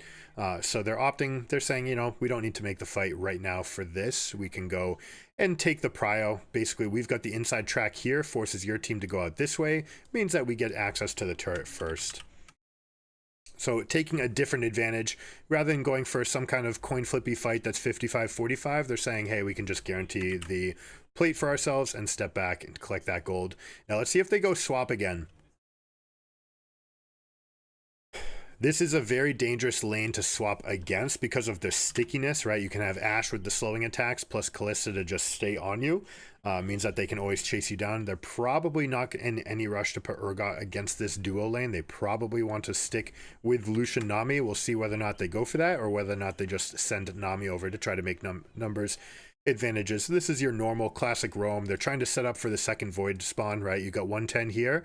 So they're going to come up. They're going to try to push into this area, get mid prio, and then control this as a line of scrimmage, right? And say, we're going to take over 5/8 of the map. The 5/8 rule, meaning that if you have mid prio, then you can take out half of a quadrant, and then you suddenly control 5/8 of the map. You call it 5/8 because you basically still never have access to this. But the 5/8 control should be enough for them to go get Void Mites. Lucian does get the first back here. And normally you'd see him rotate over because we got 39 seconds to the Void Mites. And you'd teleport Talia down to the bot wave. But there is a wave up here right now. So they opt to send Lucian down here walking and Talia up here teleporting. This will be interesting. What are they opting for? It looks like they're putting Nami Lucian back down here again, threatening to take more plates. You're convincing Ashe Kalista to come back down to this lane, which I actually hate.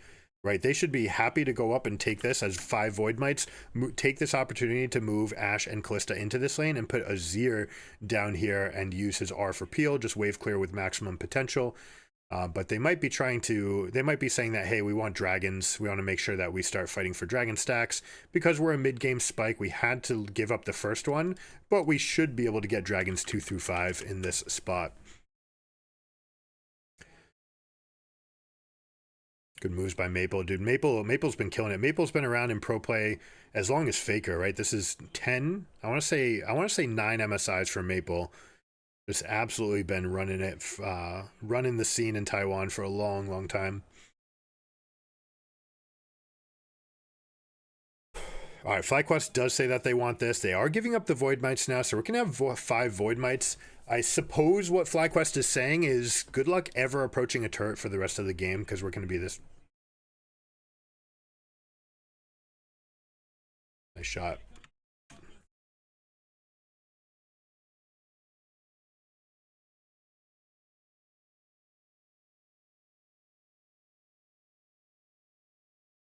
That's actually such a big deal, right? Like your game plan right here, and Talia struggling to get this wave in while we have a rush Nashor's Tooth here means that Azir's always just going to be very strong in this position. We throw the ult with the teleport, right? Even if this were just stopping a back, it would be good enough. But because it comes in with the teleport from Azir, it means that he gets to take this fight. That you see the value of lane wards, guys. Lane wards above everything. The lane wards are much more important than the bush wards. You want to see people moving in and out of waves because that's where the minions are. That's where you control the tempo of the game. And this ward right here goes and gets a kill for them, and not just any kill, right? It's an Azir versus Talia kill that keeps Talia buried behind, and this matchup that's supposed to be okay for Talia, now you're down 22 CS and a kill and an assist, and I believe a couple of plates as well. Yes, 2 plates missing as well. All right, they want this? No, you don't want this fight, PSG. PSG's posturing. We'll see if they're calling their bluff. Azir's coming over, but there's no teleport. Lucian is the strongest champion here by a mile, but this damage that's on Ashe, this is what we're talking about before, where Ashe can go up and lead with the W and try to lead these fights. Then you have Kalista to rebound. But hold on, this is not what you want. A level 11 versus level 10, but FlyQuest turns it. They say, Sejuani, you missed your rotation. The miscommunication here. Nice job by Woody flashing in. You see the damage from Ashe. realizing that this is a one-way ticket. But big loser here is Sejuani, who gets caught not being able to get to either play. Talia makes it out. Azir has to come over to try to get some amount of turret damage or a faster recall, and really gets nothing in return. Now Talia, what are we building here? Lost chapter? I mean, we're obviously not going Malignance.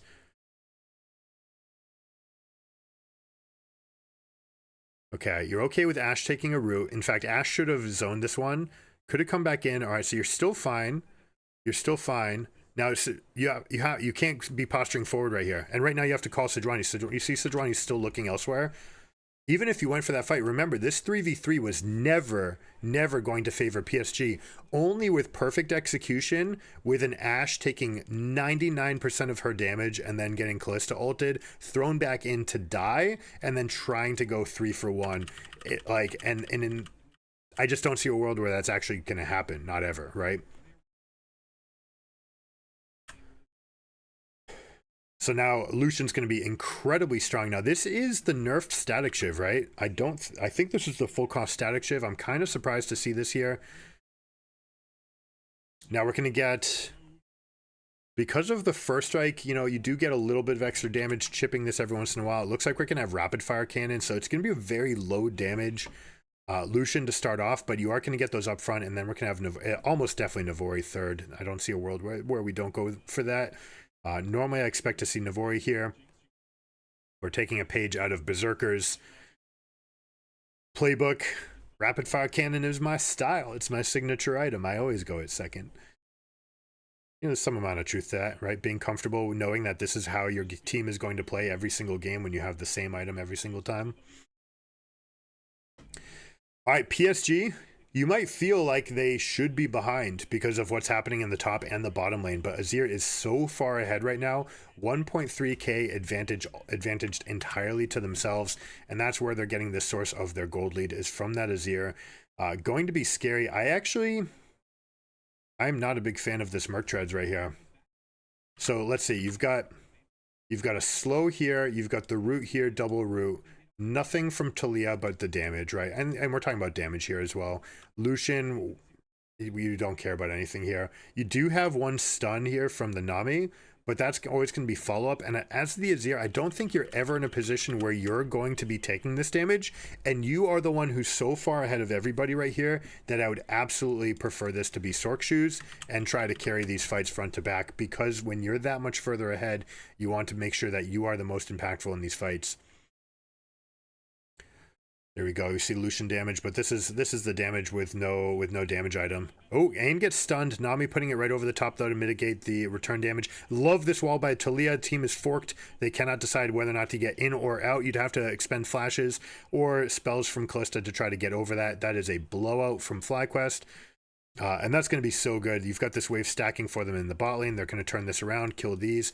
This is going to be not long for this world, nor is the mid lane. They basically get to choose any two of these 4 things that they want to go after with that kill onto Sejuani. It looks like they're opting for walking it in on the dragon.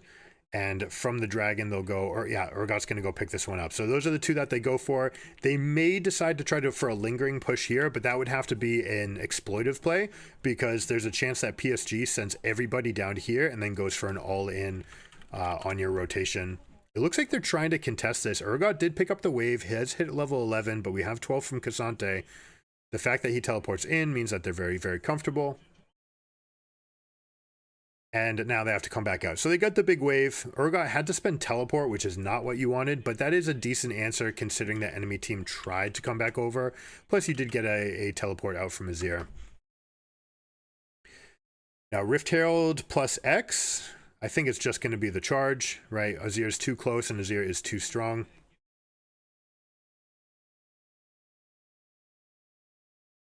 Now Urgot should rotate over, see if he can knock this thing down. We're going to see a new line of scrimmage drawn this way. If PSG can answer the presumed recalls that are going to come in here from FlyQuest, you might be able to take over the map for a bit, saying, hey, we know that you guys just won a fight and used all your wards and sit into dragon. They're very low, they're very resource light right now. So this would be the opportunity for them to make a strong play. I actually don't like that they're recalling back because, this is deceptive, right? The team comp difference, we're going to have a significant team comp advantage with Lucian pressing up into these fights, as we already saw with Kalista taking all that damage.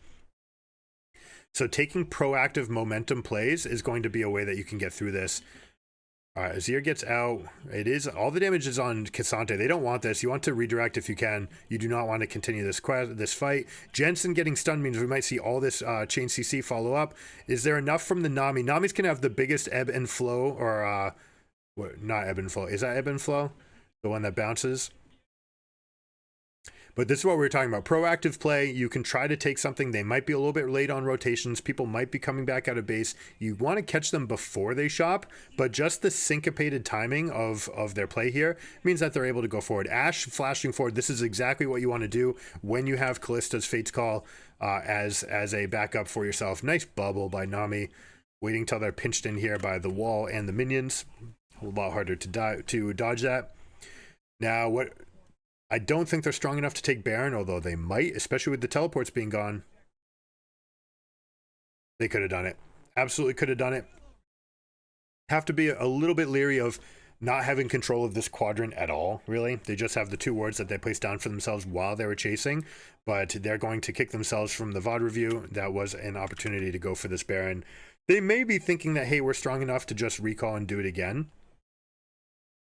And with Urgot showing in the bot lane with no teleport, this may be a play that they opt for, but clearly Sejuani is not on this game plan right now. Goes over and kills the Scuttle Crab here. Now this was post 20, so we're talking about getting the reveal. They know that there's no information here. Everyone's going to be pushing mid, and it looks like they're going to try to do this thing again. Push mid, go for prio into the river, but it's very, very difficult to combat a Lucian at this stage in the game.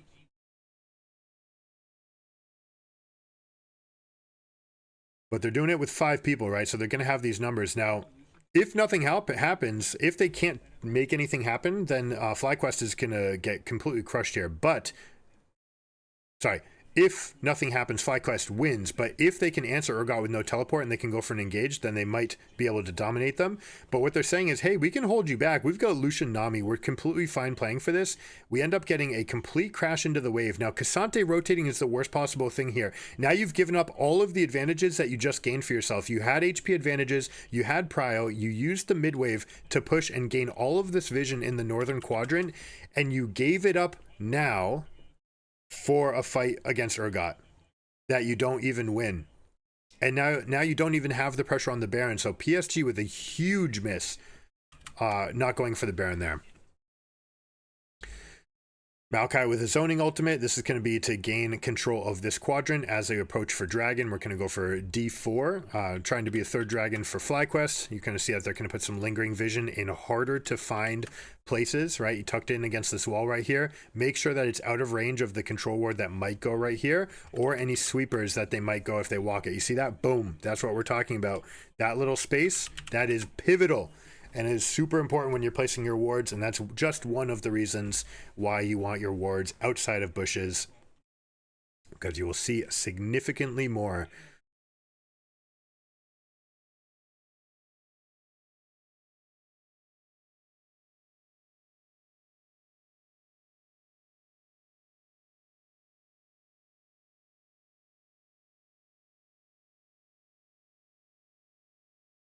All right, FlyQuest should have their choice, their run of the map. They've been steadily gaining about 1k every 3 minutes for the past several minutes. It looks like we might get a trade here. Give Dragon, get top, and get Baron.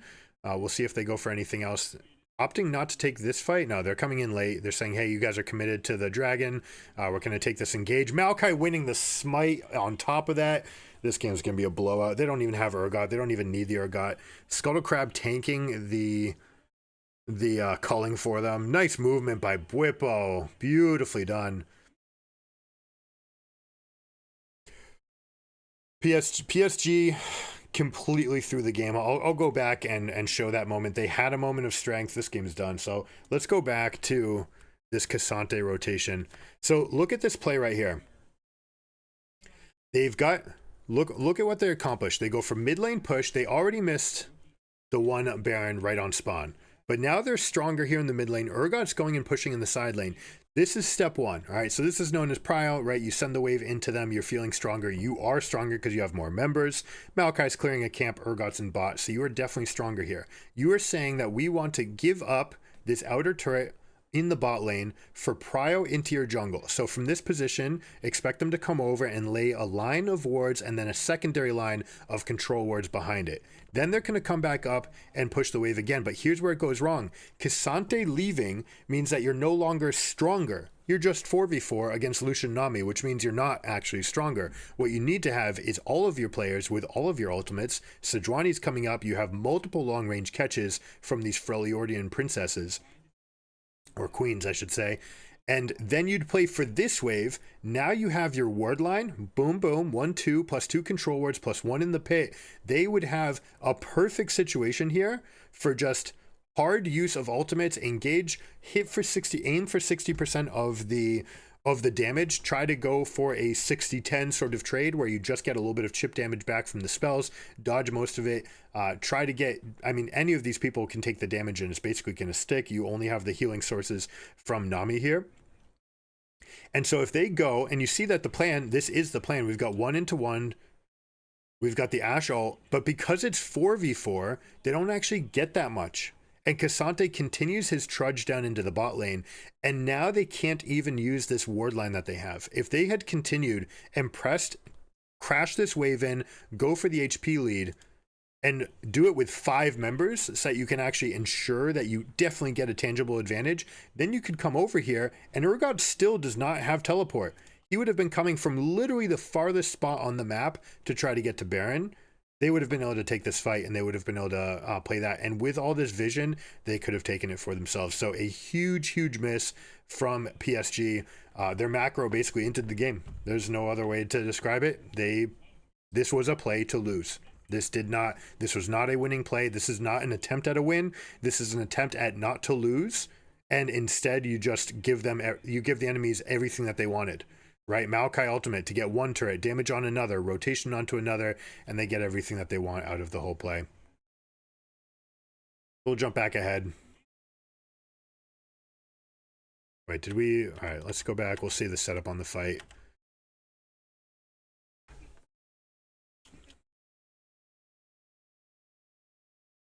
Exciting fight, worth watching. Let's see if there's anything to catch on to. All right, so we see it again, mid prio into rotation. This time they skipped a step. They didn't take the step of just going for vision because they were just already feeling strong here from the dragon take, right? You're feeling strong from dragon. You're just going to go straight over into push. You've got 3 people dead.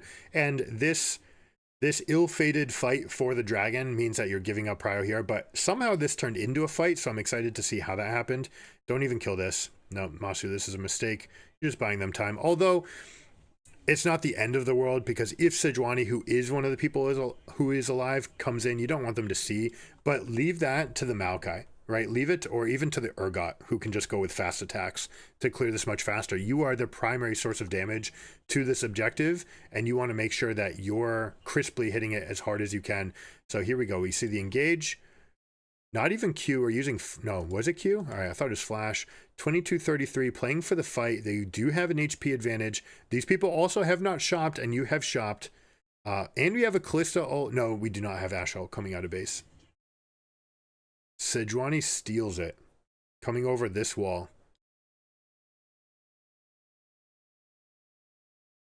Okay, we have a game on our hands then. But now you need to get out. Oh, they take Lucian. Okay, so they're going to want the fight. I could see how this goes wrong now. Busio coming back in. But Urgot goes in, flashes over the wall. He's going to be able to take out Kalista as well using the fear. Solo carrying the back of this fight, jumping over the back of the pit. They get a little bit thirsty after the Lucian kill. And they forget to pay attention to Bwipo. And remember, Bwipo got so strong this game. Black Cleaver and Dysterix Gauge Rush, both games, to play for that advantage. But there's no Baron to speak of. Bot lane, you don't have teleport. You have teleport from Talia, not in time. Urgot can't get to bot lane. So that'll take out about 2/3 of that turret's HP, but it will also rebound coming back. Good job by Ashe to give up some vision, right? Put it in the back of the pit. You see Maple shuffling in, but what happened here? No ultimate? Azir just went in and then flashed out. What was the purpose here? And now you're just chunked at 50%?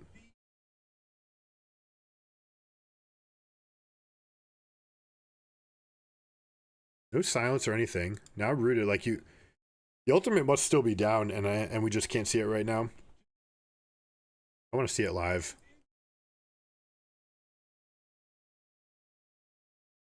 Okay, yeah, it's just still on cooldown. That makes sense. So what is the purpose of coming back in here? You're not trying to win this fight. You don't win this fight. This is Maple not realizing what the call was. The call is steal and get out.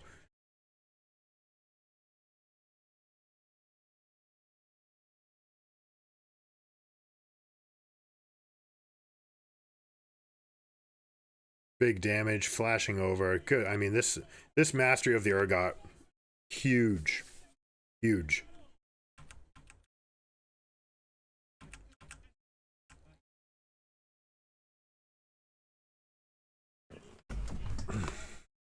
All right, so now they get to shop. Now they actually get to... So before they had that 3k gold advantage, but it wasn't in their pockets yet because they took that win, pushed mid, went here. That's why that fight was even close. Perhaps that's why Azir thought that the play was go all in, but the truth was you were still missing your bot lane, so you don't have your AD carries, right? And that's a big gap when it comes to the sustained DPS. And then Azir being chunked for essentially nothing, he could have accomplished something very similar without dashing in, right? Just go in, send the soldiers in, start ripping that AoE damage, save the E for another moment where you can try to reposition yourself, hopefully try to get yourself to the Kalista, maybe jumping over this wall, and then you can go like WE over this wall, throw the Q back over, see if they challenge you. If someone makes a mistake coming over, you did get the Baron steal, which was as good as you could have asked for. I understand the wanting to take the shot, and generally I'm okay with that choice where you say this is the best shot we're ever going to get. We shopped, they haven't shopped, we're late, but like let's go in. But you still want to have a little bit of nuance to it. Whippo's just so tanky here. Sterik's gauge plus the E-shield keeps him in this fight. He uses the ultimate, finds the target, means you get the fear, and like we said, Kalista is nothing. You have to be in range of Urgot. And then Urgot just positions himself in that way so that you're always going to land the fear, which means you're always going to get the continuation, and they carry the fight from there.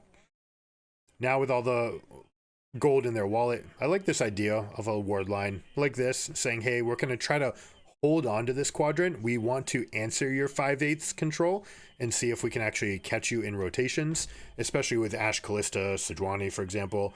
They absolutely can try to look for that, but Urgot's just too tanky here with this adaptive Jack Show the Protean.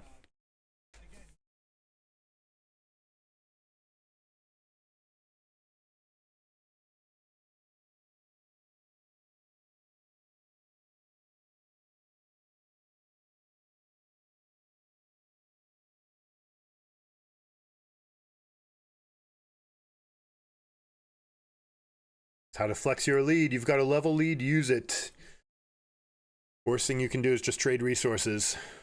All right, we got a little bit of a slow. Kasante's going to try to peel here. He blocks the tendrils from that Maokai. Good job by Aji to do that.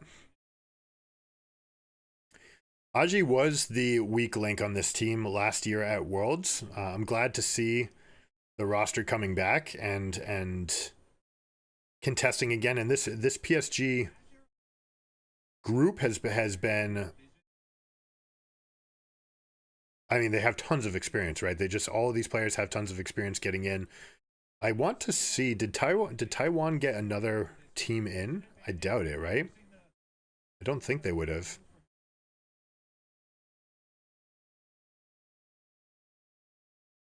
That Ashe arrow is... That's nothing.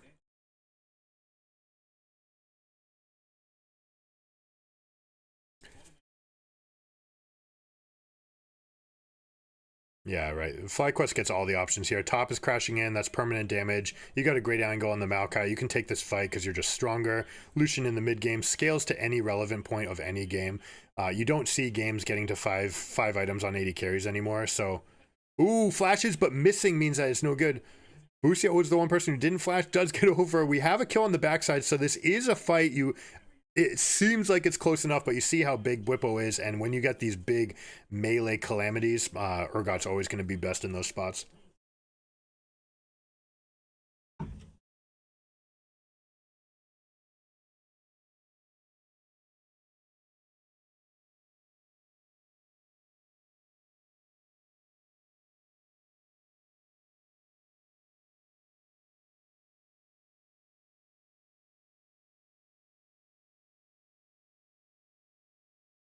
You see the fight again. Maokai jumping into the middle. Good zone. We get the Urgot, but this time no fear. But it's still, you get that one pick early.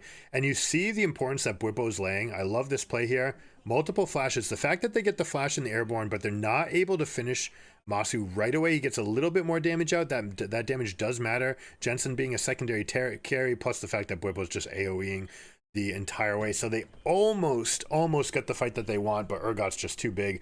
The Jack Show just fully stacked at that point. Saying, now it's my job. I don't scale as a carry. I can scale as a tank. I want to be in the middle of these fights. I have to be in a high threat range.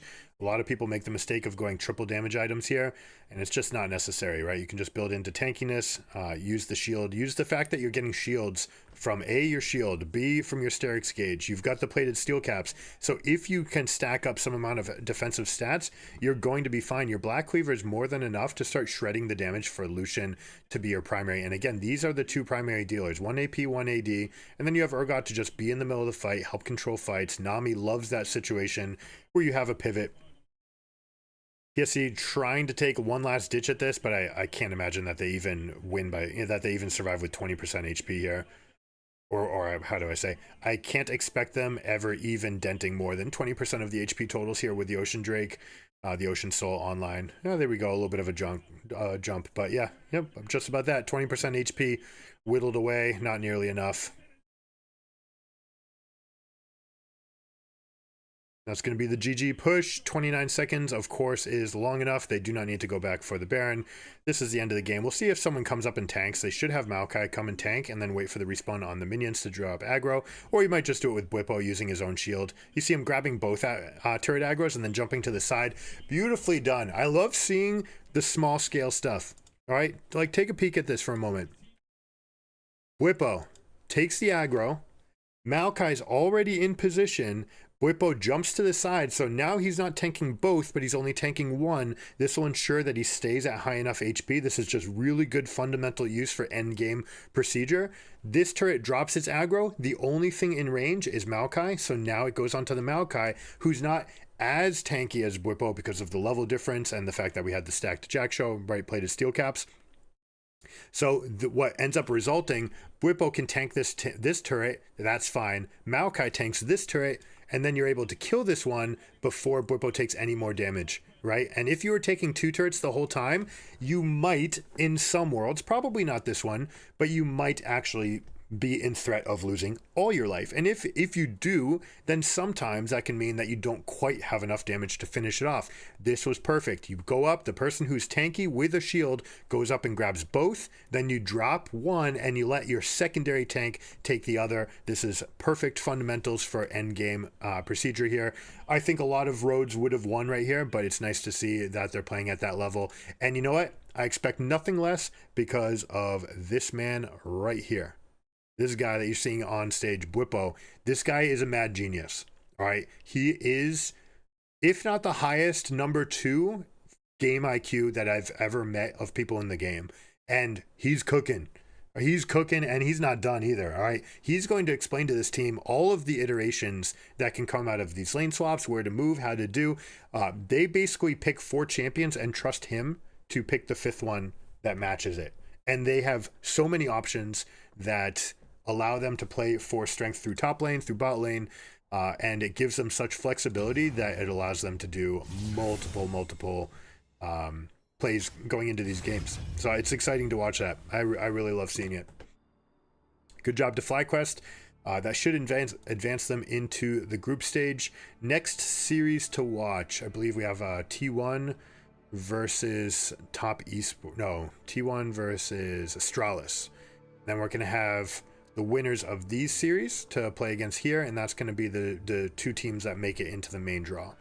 So we have what I think is, I actually don't know where Astralis is coming from. If this is Astralis, it was Astralis, wasn't it? Where is this team from?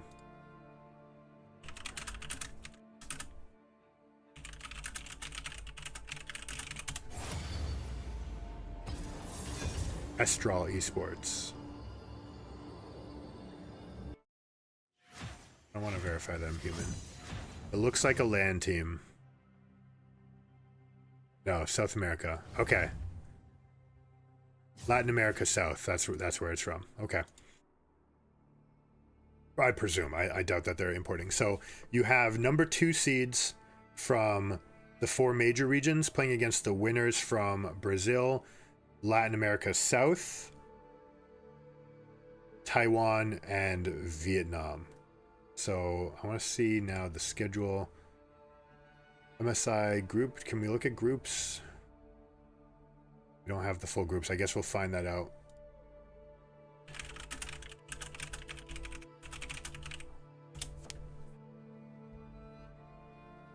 BLG heavy favorites, Team Liquid, FlyQuest. All right, G2, Fnatic. They have to play in Genji. Genji should be number 2. Billy should be the heavy favorites for everything. Top Esports, kind of surprised that they made it in. Southeast Asia was PSG. GAM, Astral Esports. Oh, they just have the one Latin America. Okay, that makes more sense. And yeah, that makes sense how we end up with this group. So you end up with... Hold on, that should be the 4 teams from the major regions. And then you have the play-ins where you have the 4 winners of the minor regions plus the 4 second place teams. So they're only going for an 8-team bracket. That means that they must be doing the Swiss formation again, right? Actually, I would like to know. I'll see. MSI play-ins day 1 teas. That's not what I want. Event trailer.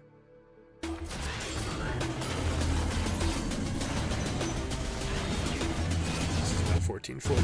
Where there is evil, I shall go.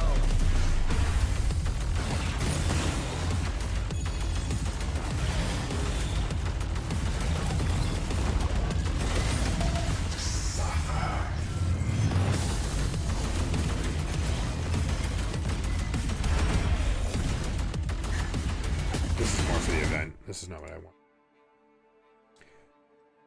MSI event with nothing in common with MSI. Completely different patch with a huge different patch. An arena, which obviously we're not playing.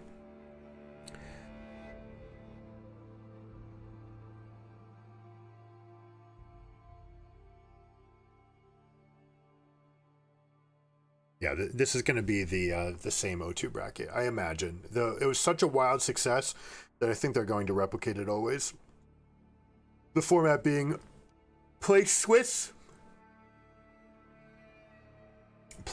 best of 3s, and then when you are 0-2 or 2-0, you are either playing for elimination or for passing forward, right, or for moving on. And so you end up with, at the end of 3 rounds, 2 teams are eliminated, 2 teams are through, and then you end up with 4 teams at the 2-1-1-2. The 2-1s play each other.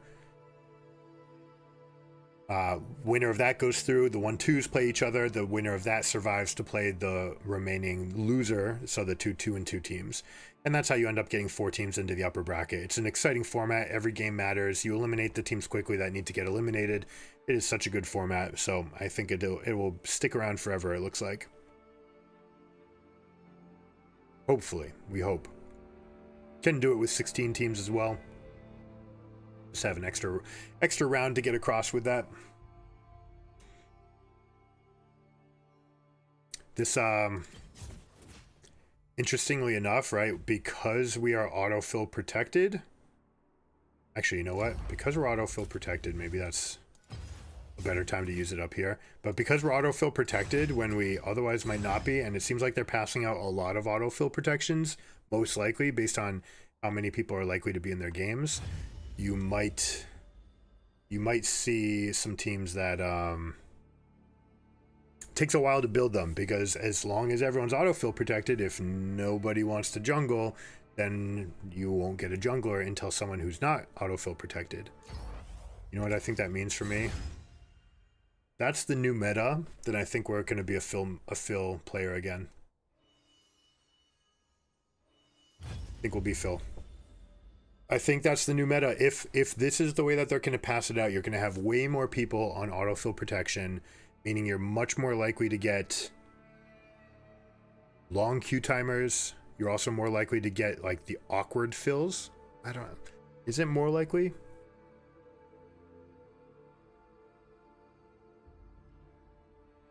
If someone left, then the rest of the people on the team will immediately be autofill protected. So they won't be super upset. But people who are getting other reports for griefing or whatever it is, and the delay is there, they might be a little bit more tilted. So I guess that will create a slight skew towards the people that have just come in, just become part of the system.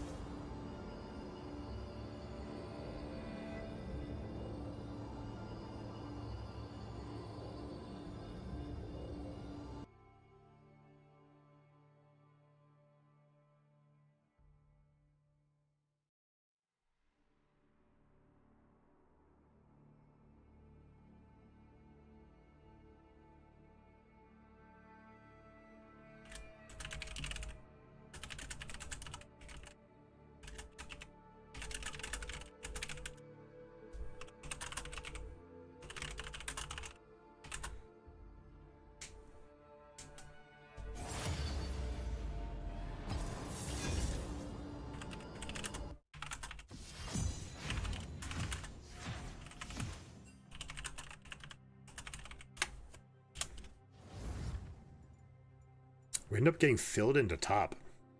Right.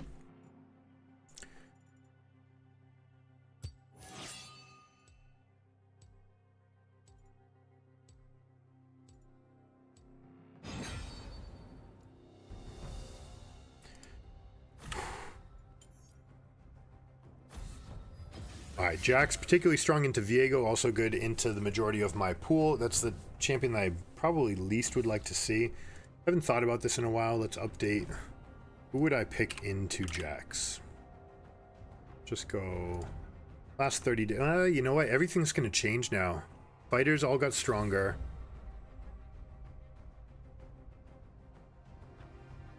But not him, right? Because you're looking at the AD focused scaling fighters.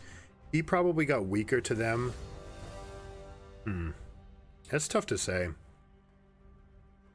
Right, so you might see like some iteration of this. Poppy would be a fantastic pick, also Skarner, but Skarner's going to be slightly skewed with all of the damage that's come out. I'd probably be with Shen, but this is really bizarre because in a lot of other metagames, Shen loses out to Jax, but Shen is just in such a good spot. It's probably the pick that I go for anyways. Actually, because we have a Viego and Draven, I think that will help incentivize my choice. Or I can go for Volibear and go for ganks in the bot lane, or with Kled, who makes for kind of guaranteed aggressive plays. Shen would be much more reactive. Also, Shen has a counter to Bel'Veth, being able to block the attacks. Teemo is also a Bel'Veth counter. And we're not hurting for damage types right now. We probably just want to tank. But, you know, we're kind of left with some options. We're going to try to stick to the top rows, but, you know, definitely within the front pages. How has Skarner done since the patch change? Skarner build this patch, top lane.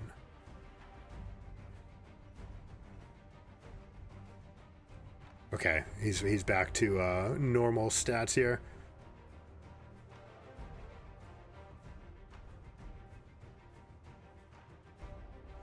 Heartsteel has finally fallen off. All right, we have a Singed, which is actually our worst matchup here. So Volibear much stronger here, has some more 1v1 potential. Teemo also is fine against Singed, but I want to have some playmaking potential for my team, especially since they have dive. I don't know, maybe it's just Kled here. Could be Darius and then just like steamroll this lane. We've got dive.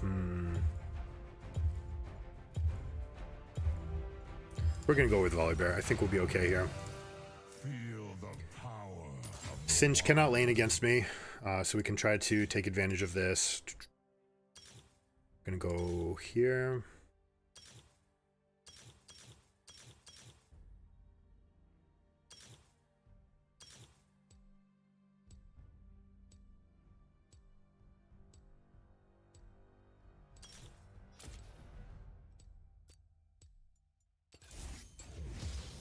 Get it? I think we got it.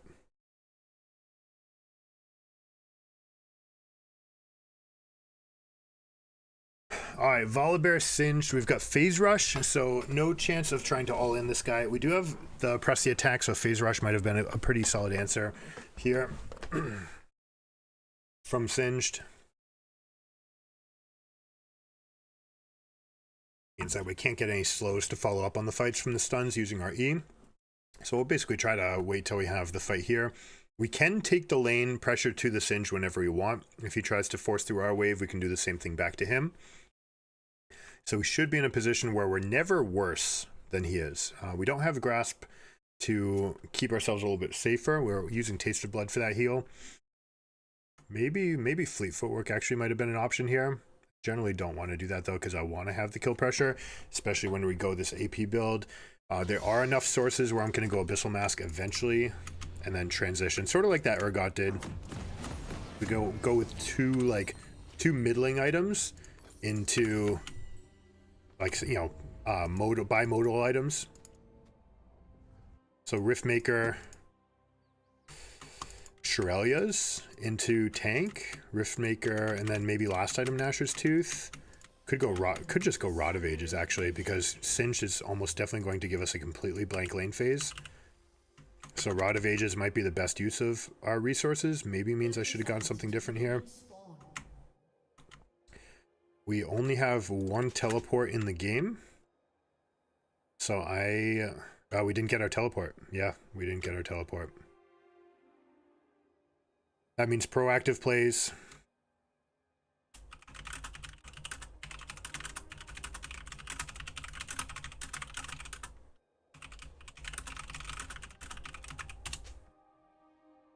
Minions have spawned.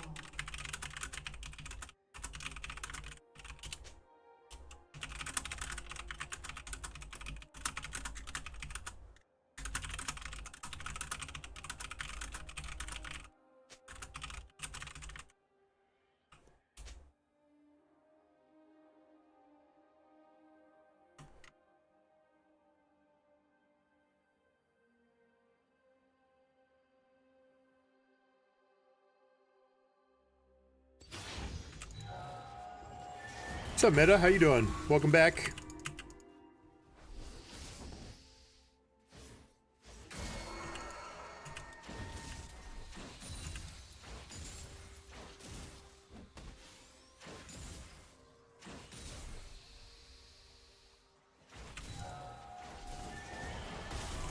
Alright, I'm going to out-gamble this guy because Viego's topside.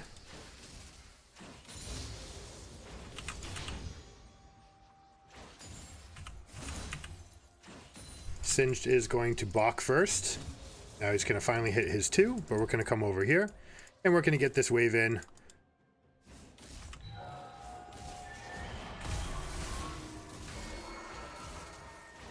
Cutting away from the casters whenever possible to preserve some amount of HP. Hit this, now we can cycle out, get out of vision for a moment, we'll drop the late ward here, and now we've got as many advantages as we can ask for this lane phase.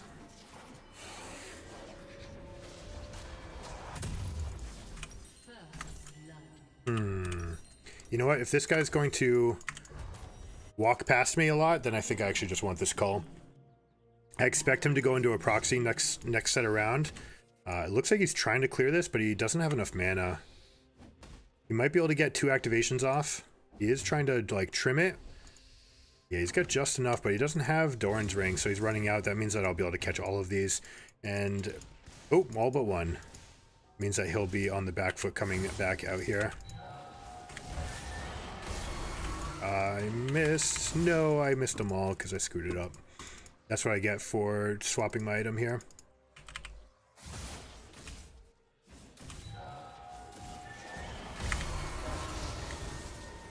Okay, maybe I should start actually caring about getting these last hits, right? I also wasn't paying attention to this because I'm talking to the channel. Belveth is bot side, which means I can take whatever I want here. Or he just paths from bot to top. Bot to top, that means that Gromp is respawning in 5 seconds.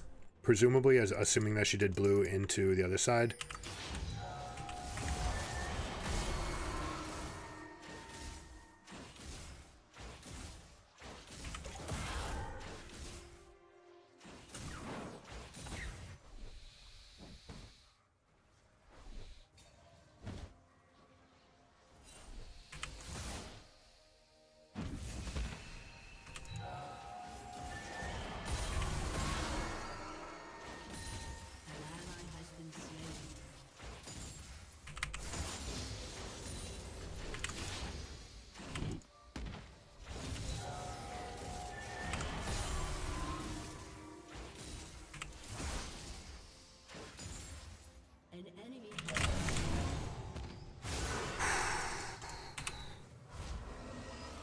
And get my W off.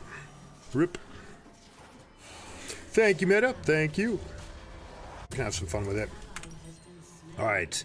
How much are we doubling down on this Rod of Ages idea, if that's what we're doing? I think we're gonna go all in on it. So we're gonna go Roa to help us scale, and then we should be able to take over the mid-game fights against this composition and use everything to try to unlock these two champions with resets. At level 6, I can go for another proxy here.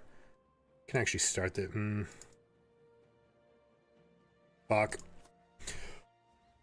Take your base batter. Pitcher balked. We missed a little bit of experience. No big deal, though.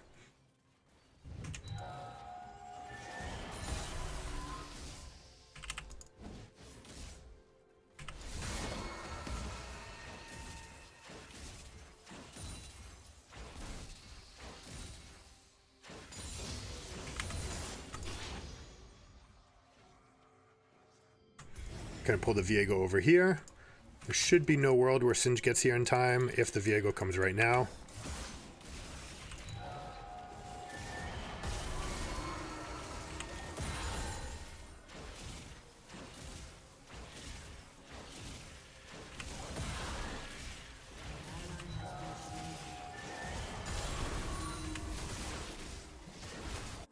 We're giving up one wave for this. We'll make sure that the jungler... Oh, we took that. That sucks. We want to make sure that he gets it.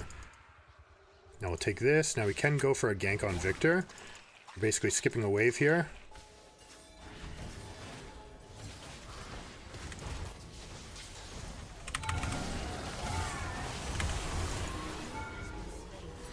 Wunderbar. I don't need to recall. What am I doing? In fact... If Belvath is nowhere to be seen, I might be able to steal a blue here, although... Alright, there we go. There's rotations and dragons there. That's great for us.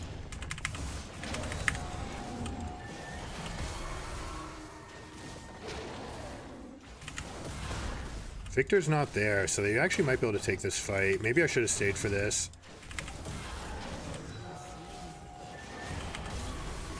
It's too bad. Well, we got the Viego reset, so we should be good here.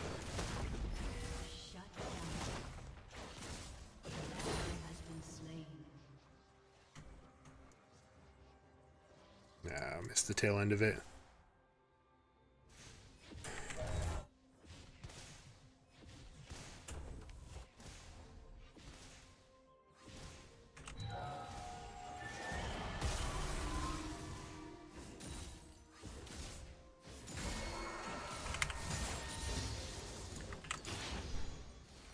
Actually don't know if the W build was right for this game, because I think I'm going to want to be fast pushing these waves.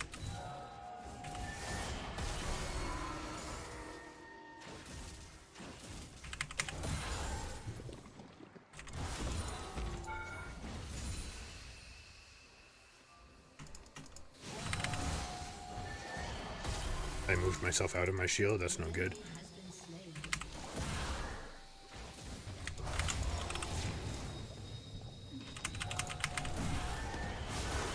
Dead. Not dead? Not dead.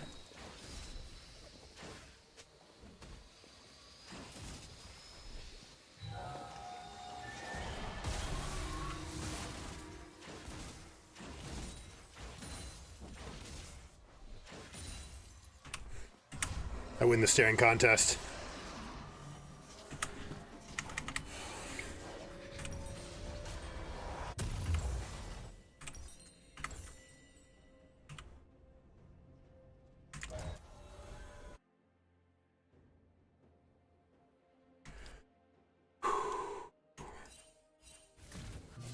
Let's catch up on timers. Samira already has a collector. Jesus Christ. That's going to be a little bit problematic. Could go Rod, Shrelia's, could go Zhonya's after that, and then Abyssal. Maybe Zhonya's will get me enough to go after these two.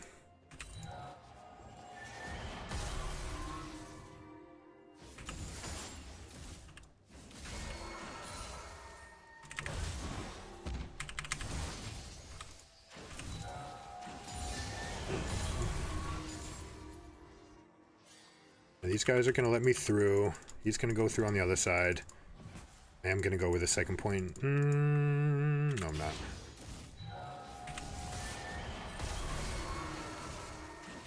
Belveth's in bot lane, so I know that I'm uncontested here.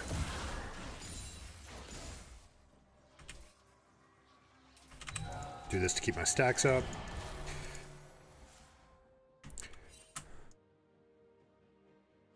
There's the respawn we're looking for. Singe is going for this proxy. He's catching the wave here, which means I can just grab the next one, go up and grab his Gromp afterwards.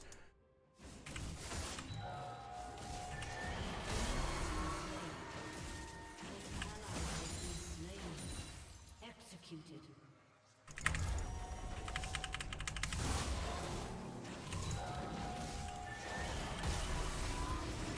There's no contest on this side of the map. We're also going to have the Rod of Ages completed after this.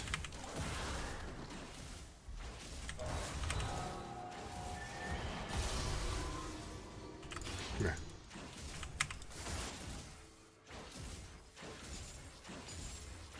I don't think you need to worry, my man. I'm over here. You're good.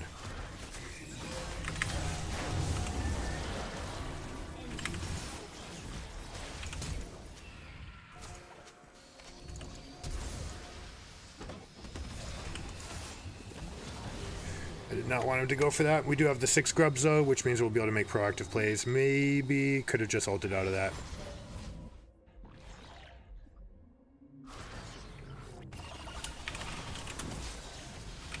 I don't know what this guy was doing, trying to ult over on that side of the wall.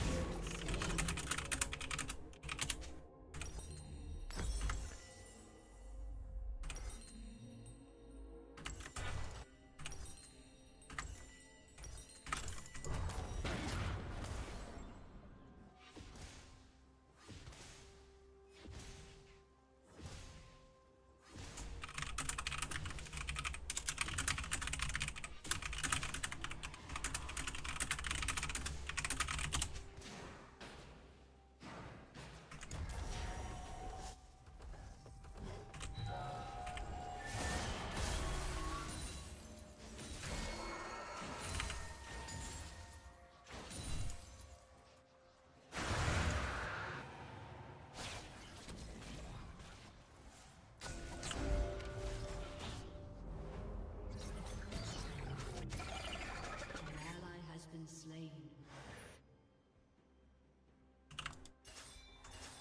Smear's gonna come through here.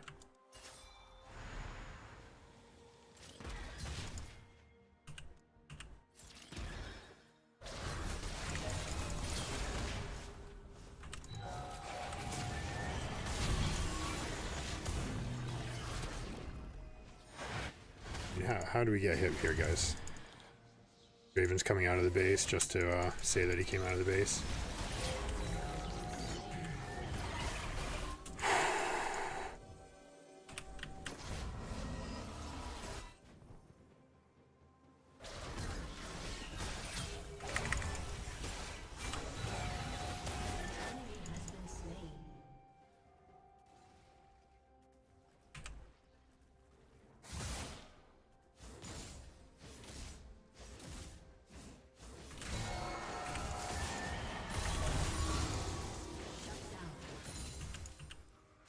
Big shutdowns.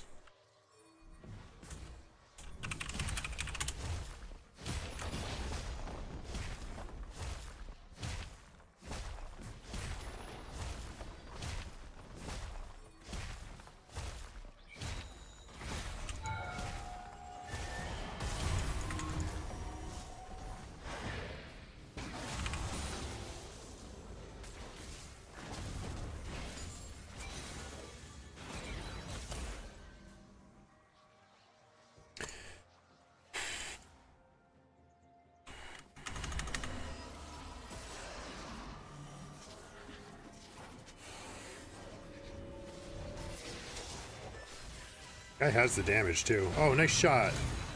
Cash in. Beautiful. Maybe the man's happy now.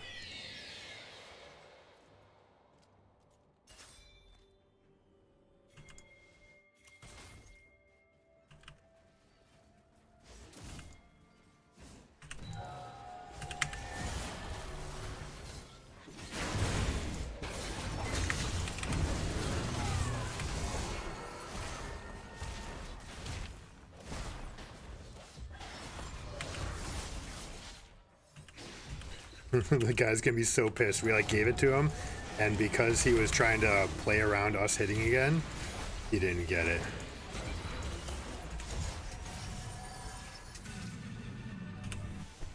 Okay, maybe he's big enough now.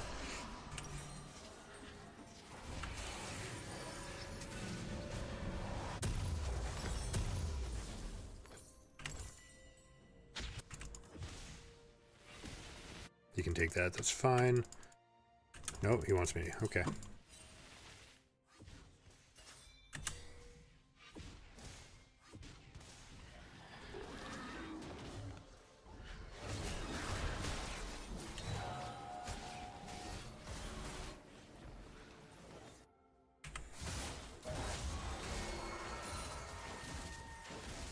I think I'm gonna need Riftmaker to carry this game the way I want to.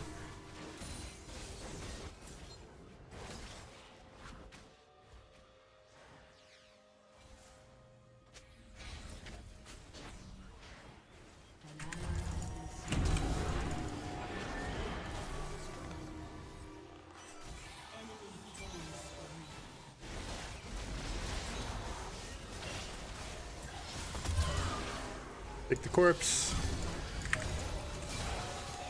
Zoning play. You're dead.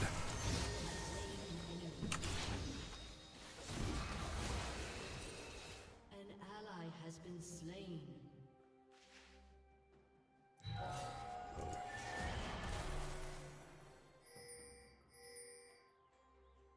Alright, he went there and turned around. No, he didn't.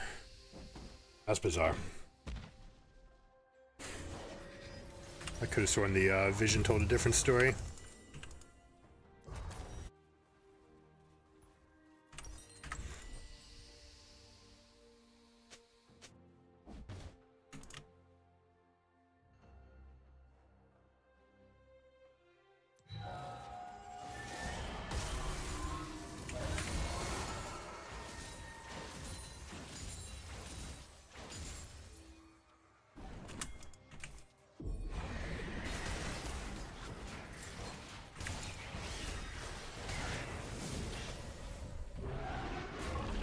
He's going in.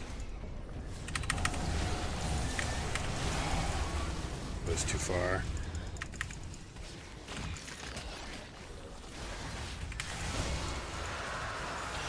That's a shame. Gotta kill this Samira. She's got 2 items. That's huge. He's got Samira. Does he know how to use? Doesn't look like it. Obviously he doesn't have access to the ultimate. It's too bad we don't have a Draven ultimate there. That's like really too bad.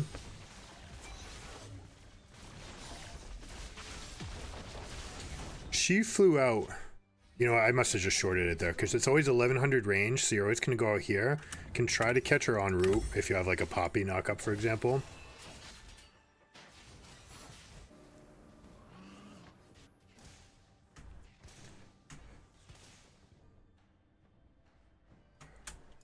We're pretty big, and we've got the scaling from Rod of Ages kicking in as well, so we're going to be in an okay spot. Maybe we can get behind this Singed here if he tries to go for a push.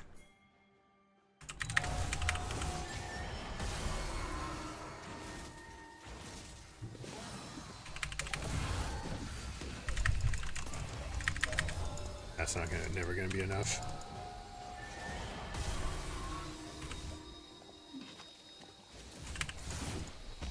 Shit me.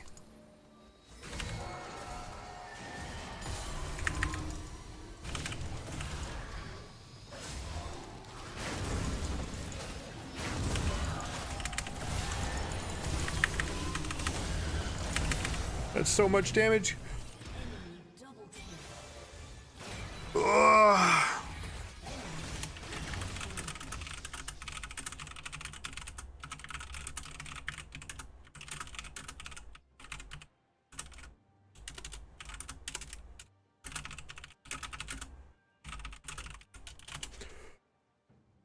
Can I interest you in it?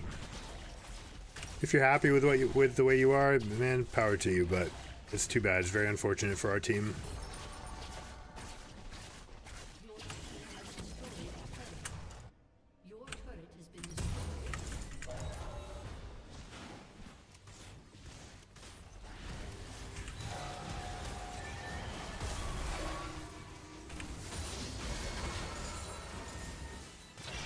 actually want this.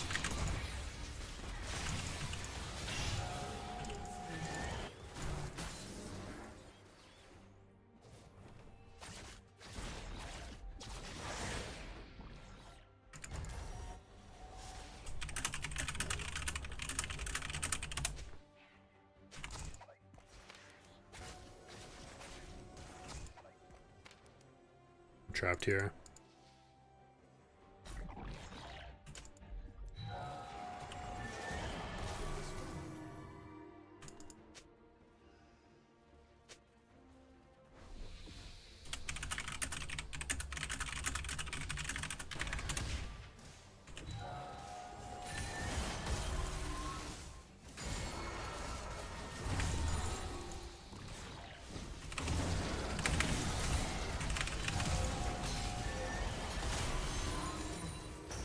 Easy.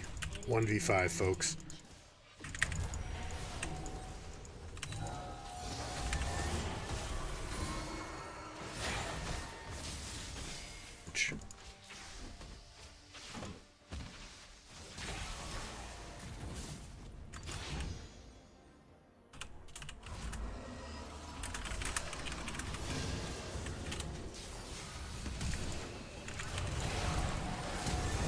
No.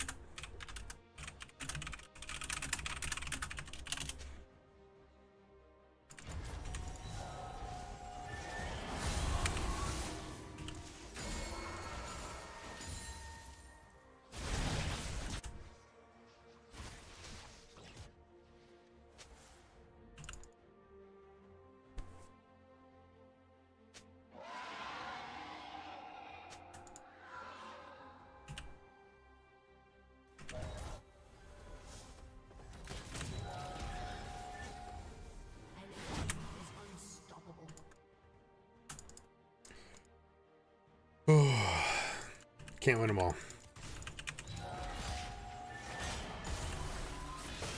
An ally has been slain.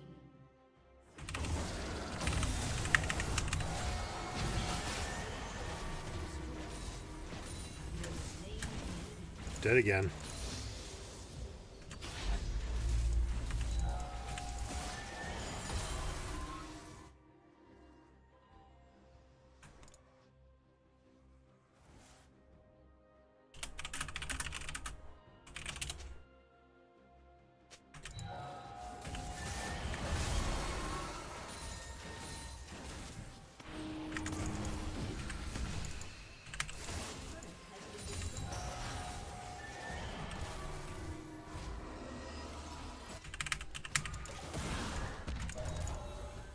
I don't think I escaped this. Your inhibitor has been destroyed.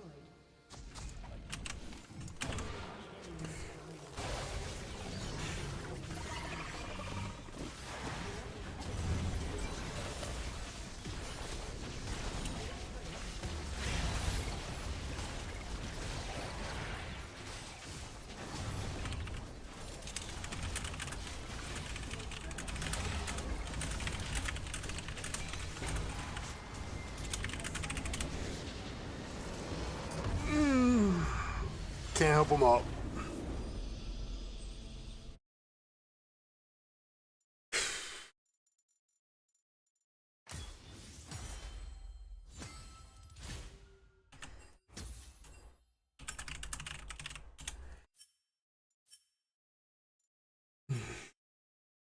Take a deep breath, right? Anytime you do, you can reset that mental. The cortisol builds up. We did an okay job not really caring about the Draven, but it's too bad, right? Because if he participates, that's 100% a win. But it is what it is.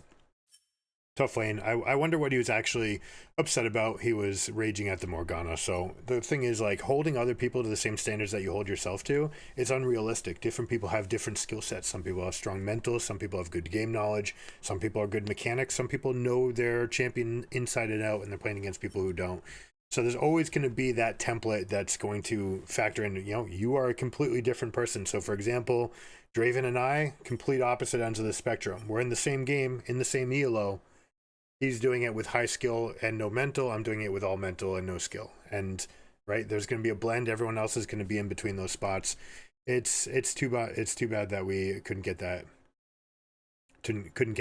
fight going on.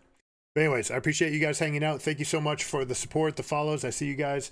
Let me give a shout out to everybody with the follows and likes. I appreciate it. Thanks so much. We'll be continuing the MSI coverage tomorrow. We've got the games flag quite all the winners from the play-ins playing against each other, all the major regions going on.